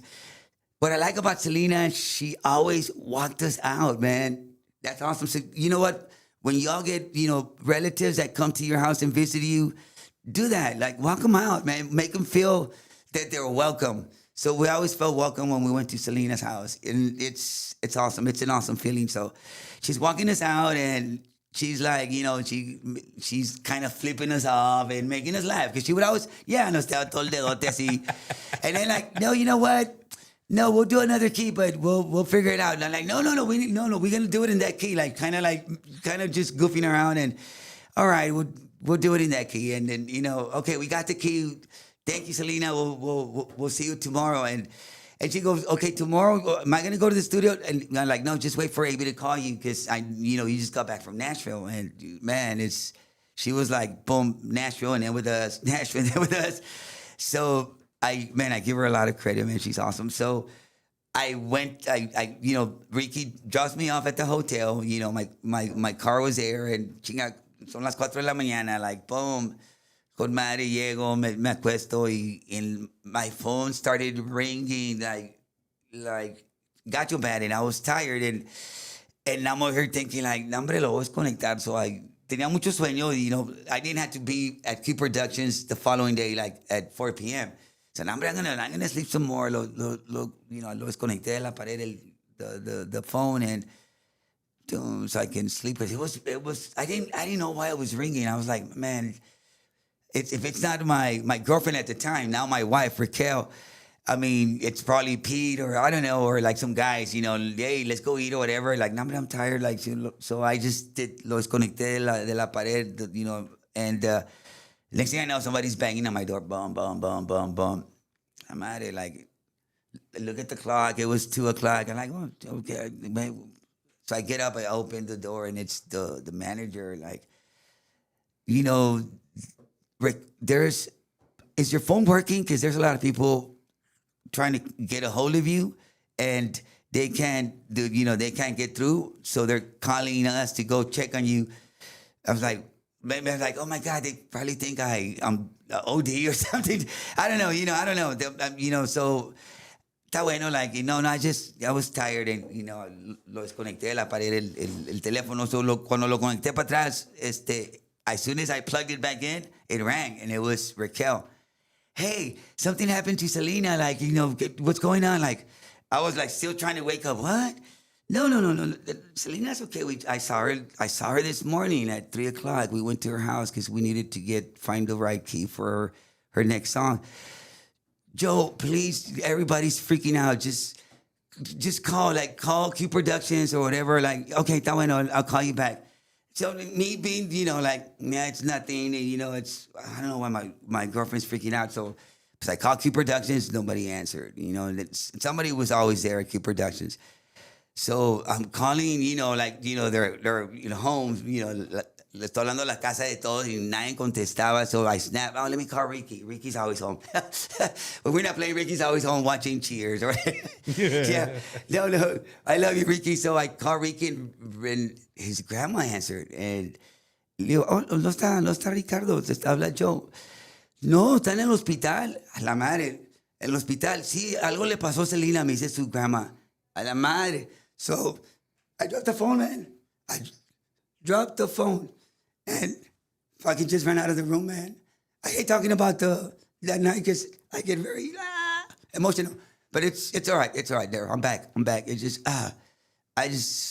so, hombre, chinga, I just got in my car and I go to the hospital. I knew where the hospital was because I've been there before. And I see a lot of people, man, like, what the hell? And I see media. So, let me take a drink.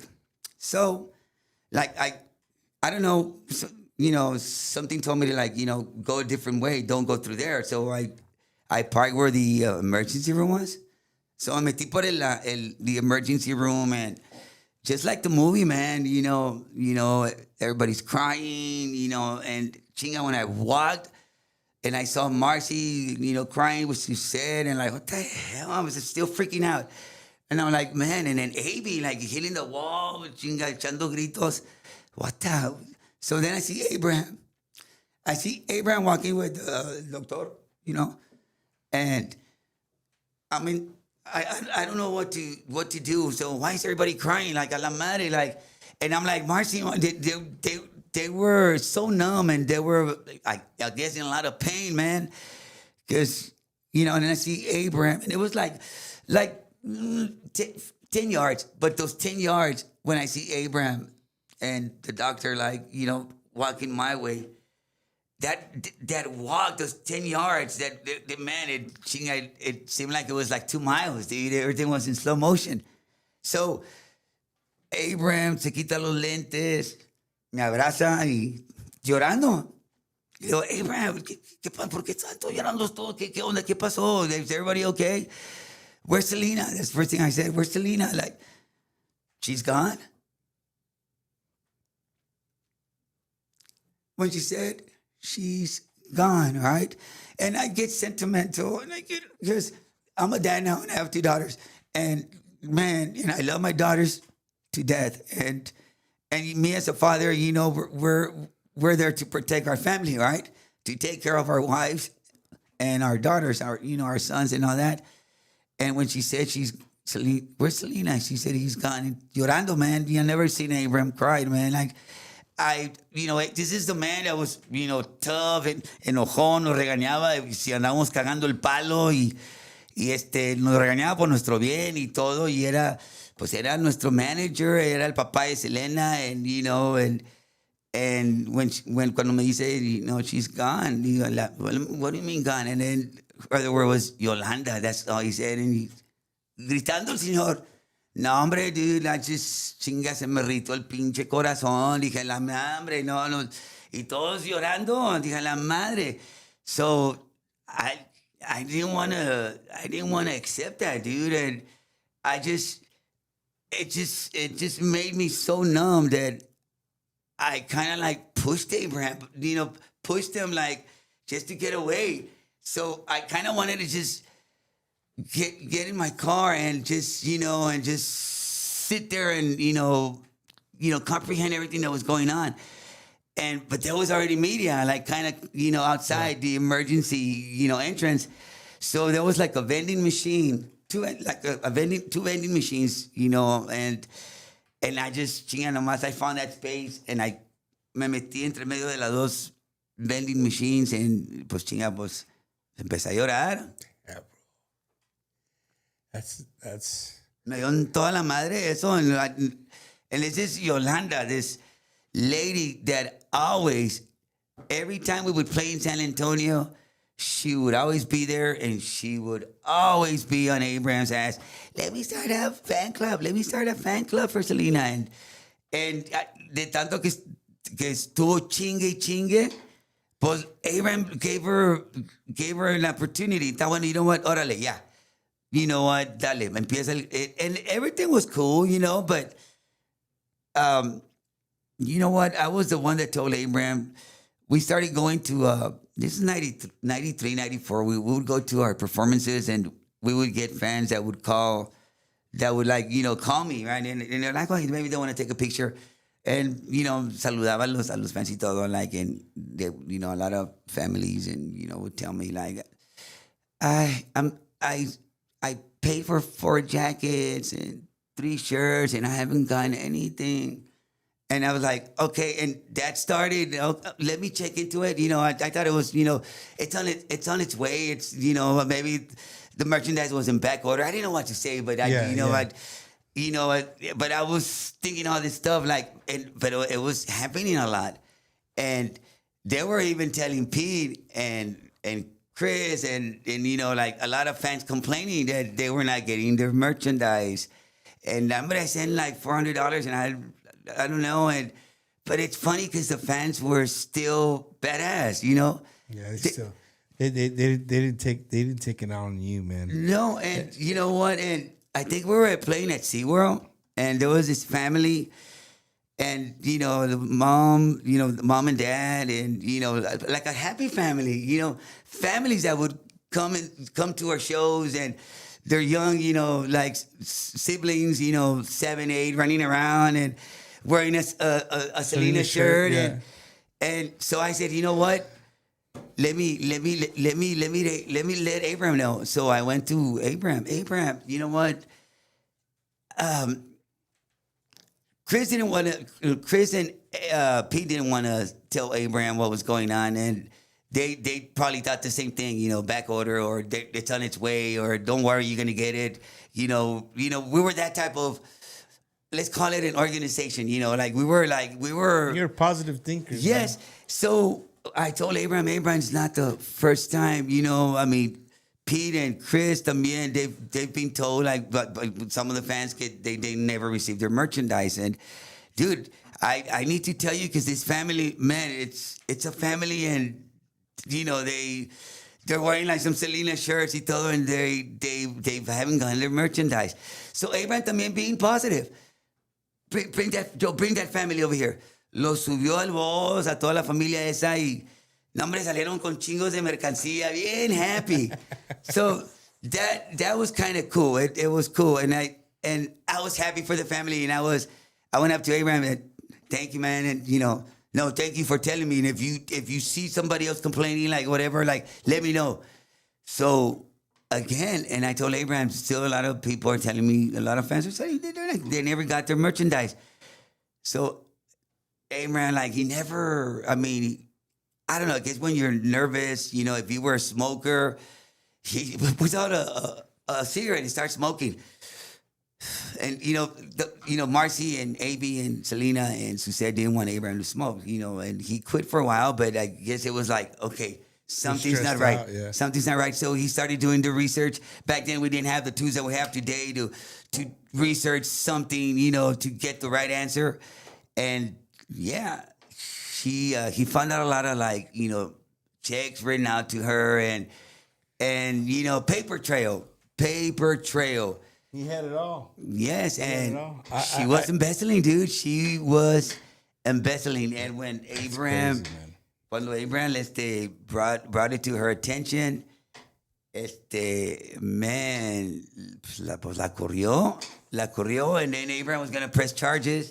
And this is Selena, with bien amable, corazón grandotote. I love you, Selena. Dad, just let her go, Dad. Are you sure Yes, it's like, back then, over $20,000 was era una feria, Yeah, it's a lot of money. Yeah, and this is, I mean, now $20,000 is not like what it used to be back in the 90s. And this is something like, hey, no, I need to. Whip it in the butt right now. Yeah, and Abraham was gonna, like, press charges para que, para que tuviera ese record, y Selena just let her go. That's crazy, man. They fired her, and you live through all of that, Joe. That's amazing, man. Well, Joe, I want to leave the people with this. Not only you live as a Dino all these years. After that happened, there was no more Dinos.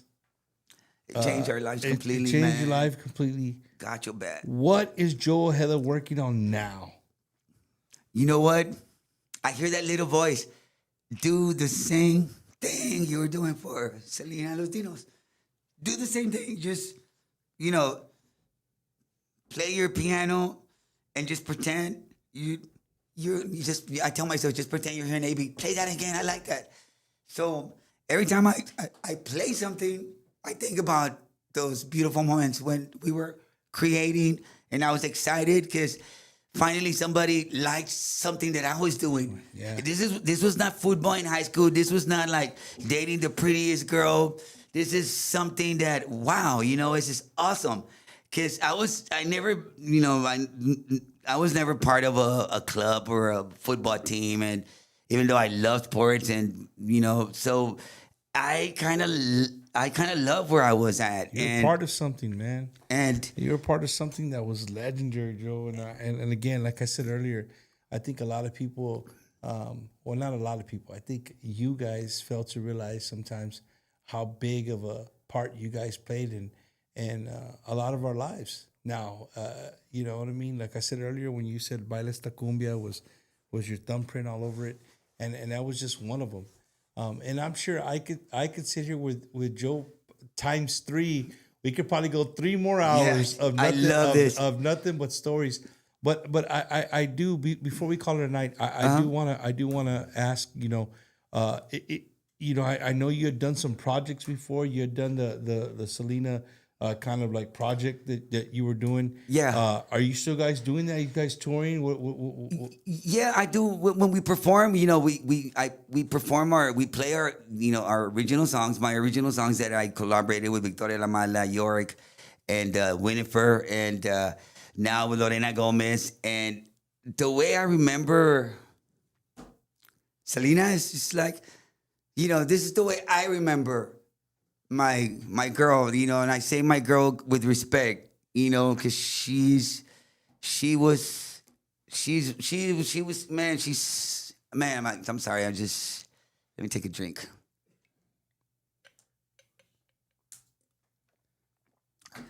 I do a tributo a la reina because that's how I remember her playing her songs that I was blessed that I was, you know, that I got to record with her and the Dinos in the studio, perform those songs on stage, and when I play them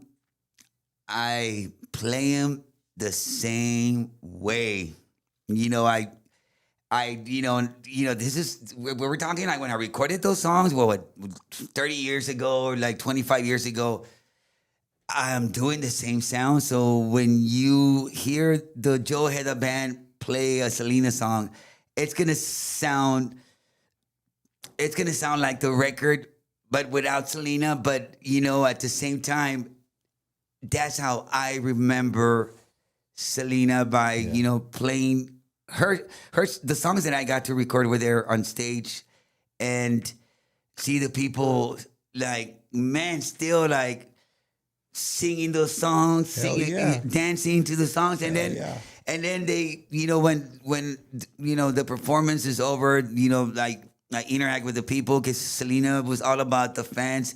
The fans are number one. The fans come first, you know, and you know I'm very thankful, like, because you know los fans de Selena son los más mejores fans de todo el mundo, and I said it, and I love that, and I love saying that. Because Selena would always tell the fans, you know, sin ustedes, nosotros no somos nadie. And that's true, because you fans are part of the band también. And I love you. And yeah, that's how I remember her, just by playing her songs on stage. That's awesome, man. And Joe, do you have any upcoming shows here that we can catch you at soon, or? Right now, I'm actually like, I'm getting some new management, and they told me, stop booking.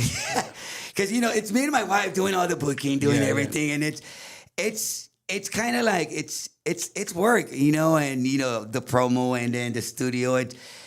I'm the only Dino now, you know, doing everything. And I'm not going to stop because, you know, I kind of want to like, you know, I kind of want to just continue like doing what I did with Selena, doing the same thing, you know, those melodies and, you know, like the creativity and, you know, and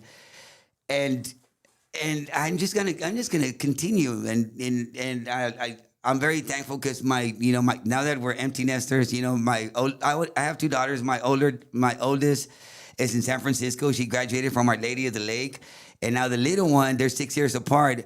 She's going to St. Edward's University, and I want them to be, you know, to have what I didn't have, like, you know, a degree or whatever. Great education. Yes, and they love music, and they también, they play, and I see my little girl playing. Dad, is this the right note? Like, oh my God, that's awesome. Do it again. Do it. Like, I sound like Amy now. Do that again. Yes, do that again. Remember that. But I don't force. I'm not gonna force them to be like, you know, entertainers, because this business is brutal, man. Brutal. You know what? You gotta be on your A game. And Selena was always on her A game. And I always say this, man, you know, and, you know, to be positive, like, you know, I sometimes I question, like, you know, when the tragedy happened, like, man, like, why? Like, you know, I just didn't want to accept that, she was not going to be here with us no more. Oh, for sure, man. So, I don't force my daughters to, okay, you got to be in the music, and I'm going to help you. No, you know what? But I love it when they're not doing, Stay where you're at. Yeah. Eddie. My oldest daughter. Stay where you're at, Eddie. All right. Hey, I'm watching you right now over there on our thing. Man, right? Hey, I want you to look over there at that TV. Uh-huh. And I want to look right over your left ear, bro. Okay, left? Is it right here? Okay. Over your left ear. Look at the screen. Now go look right there. Now she's over your right ear. Oh. You see? Oh man, she's always with us. She's always with me. No, And the fans were commenting like he's here talking, and I think a lot of people didn't realize that my friend Linda DeLuna gave me that. She found that a gentleman actually drew that for her. She put it in a frame and gave it to me. And the whole time you were talking, people were like, "Dude, I never even realized." Some people get so distracted with the interview, they don't look at the wall. But you were talking, and the Selena picture was like right behind you, man. So coincidence, I don't know, but it's I thought that was cool, man. she's still taking care of us, man. Oh, for sure, Joe. You know what, Joe? It's been an honor, dude, to have you here. One in my home again here with me and Eddie. You guys are awesome, man. You are somebody who I think the people really enjoyed this evening to hear a different side. Yeah. Maybe not to say a different story, because none of the things he said were anything different than what we already knew, but to hear it come from somebody who was on the bus, that ate, slept right there with them, was with them like, over 8 years, creating great music that we all love to this day. It's just unimaginable, bro. And to watch you here, again, camera's one thing, but being in person's totally different. If you guys can feel the vibe, this guy has some serious, amazing vibes, and to hear him go through his emotional roller coaster. And I've had Chris on the show. I sometimes I don't like asking things that are already known, right? Things are already. Why are you gonna ask somebody something that you can go and find on YouTube? This is your show. You can ask anything. Yeah. No. Yes. But I'm just saying. I know. That's just the way I see it, right? Yeah. And I looked today to see if anybody and I couldn't find one. So I said, you know what? I'm gonna dig out of my comfort zone, and I'm gonna ask him like, hey, where was he at, and kind of how he felt. And Joe, again, I think people really tonight saw another side of you that maybe they've never seen before. The smiling guy jamming out on the keyboards, and we got to see what you saw, how you felt, how you saw the other Dinos, and what you're doing today, man. So me and Eddie, we can't thank you enough, brother. Eddie, for Bumper, coming you here. guys are awesome. Thank you. So much. I'm gonna shut up. I'm gonna give you the microphone, and this is where the microphone is yours. Any saludos, any thank yous you want to do, the microphone is yours, sir. Quiero mandar un saludo con todo el corazón a toda la gente de San Antonio, a todos los fans de Selena, Texas. You know what? Tejano's not dying. You know what? If anything, you know what? Let's just come together. And you know what? And be that family, because esa es nuestra cultura y queremos ir adelante. Y les agradezco un chorro a todos los fans de Selena, porque ustedes son los mejores fans de todo el mundo. And if I can, just say some words, de parte de Selena. Sin ustedes, nosotros no somos nadie. We love you and we thank you. I appreciate all of y'all, and you know what? I'm back, and I'm gonna continue doing what I did back in with the Selena days, and I'm not gonna stop. And I'm just I feel like that bad boy, that young kid again, that was so happy to be part of a of a band, of a club, or whatever you want to call it. But I'm very thankful. It's a blessing, and I just want to say, to all the Tejano fans, I love you guys. I love you so much.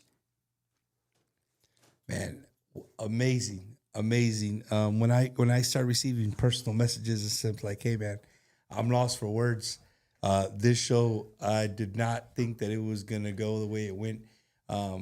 Again, man, this is why me and Eddie do what we do. We just want to bring you guys another version of these artists and how they feel. Right? This is not TV. This is not scripted. Nothing here is scripted. This is literally, like I said when we started the show, this is just shooting the shit. Right? Yeah. I got Joe Ojeda, one of the original Dinos, with me on the show. So why not? You know what I mean? Yeah. Thank you, Bumper. No, bro. Thank you, man. And you know Thank what, Bumper? I feel like this is like therapy for me. When, you asking those questions, man. They were hard for me to answer those questions, but in a way, I thank you for asking me that, because I feel like I needed to get that off my chest, and you asking me those deep questions are just gonna make me, man, not stop and give the Tejano fans what they want. Yes. Yeah, Thank you, Bumper, for having me in your show, Eddie. Man, thank you guys. You guys are doing something beautiful. I'm gonna say beautiful.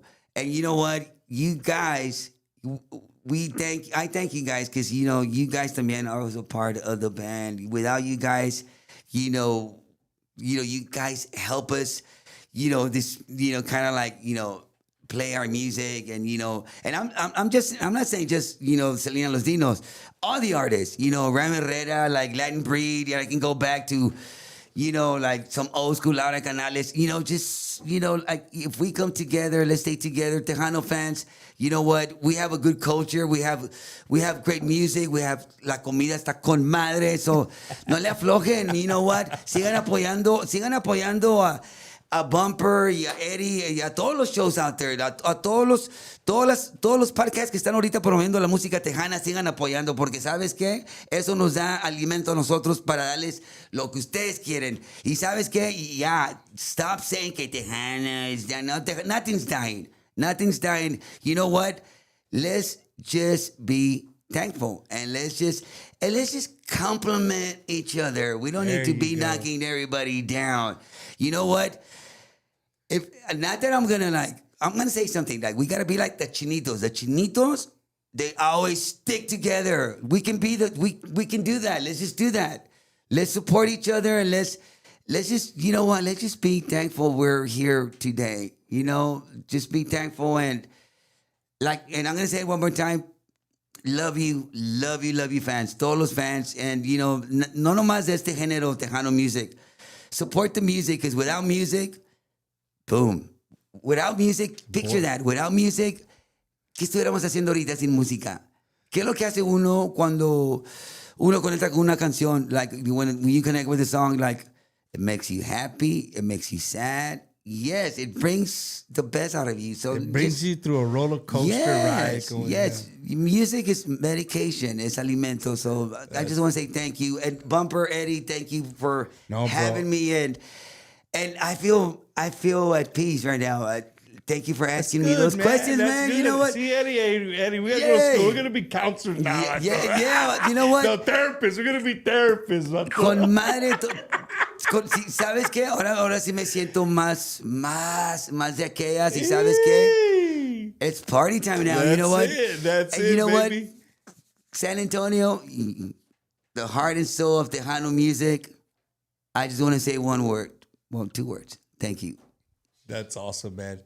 The one and only Mr. Joe Ojeda, right here on Bumper's Wacky Wednesday. Joe, gracias, brother. Thank you so much, man. Love you, man. carnal. Eddie, love you, Eddie. Hey, thank you guys so much for tuning in. We got next Wednesday. We got another big show from you coming all the way up from the 956.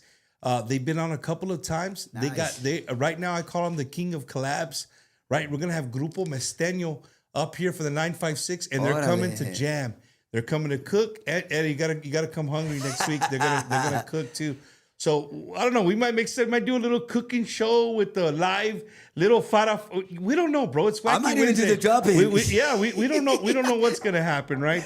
But stay tuned. Make sure you're following us on social media, right? On Yes. TikTok, you're following Bumpers Wacky Wednesday. You're following us on Facebook, Bumper Gomez on YouTube, and don't forget those of you guys who do Spotify. This episode will be uploaded tomorrow on Spotify, so we're on Spotify now. We got a total of 25 followers on Spotify, baby. Yeah, and Rosita, and you know what? If you want to, like, you know what Joe Ojeda's doing and all the other dinos, because I love my boys, I love my familia. You know, follow me on Instagram so you can stay connected para que se den cuenta de lo que estoy haciendo con todos los proyectos que vienen y todo. Y otra vez les doy las sinceras gracias con todo mi corazón a todos ustedes. And you know what? Support the Tejano industry. You know what? Yes, because you know what? Who doesn't love to dance the music, dance the Tejano and bailar? ¿Sabes qué? San Antonio's got the best Tejano dancers en todo Texas. Yes, ustedes bailan con madre. Chicago, baby. Bailan San con madre Antonio ustedes. right here, baby. Yes. You all know how to dance. And thank you for supporting us. Thank you for supporting Tejano music. I love you. Thank you for supporting Selena Los Dinos. And you know what? We'll see you next time. Thank you, Bumper. Thank Next you, Eddie. week, baby. We'll see you guys. Y'all have a good one. Bumpers Wacky Wednesday. Another one in the books. Amen. Maldito castigo, te quedaste en la oscuridad y este es tu maldito castigo. ¿Qué tal, amigos? Saludos, amigo Jesse Lucosino. And keep watching my good friend Bumper on Bumpers Wacky's Wednesday.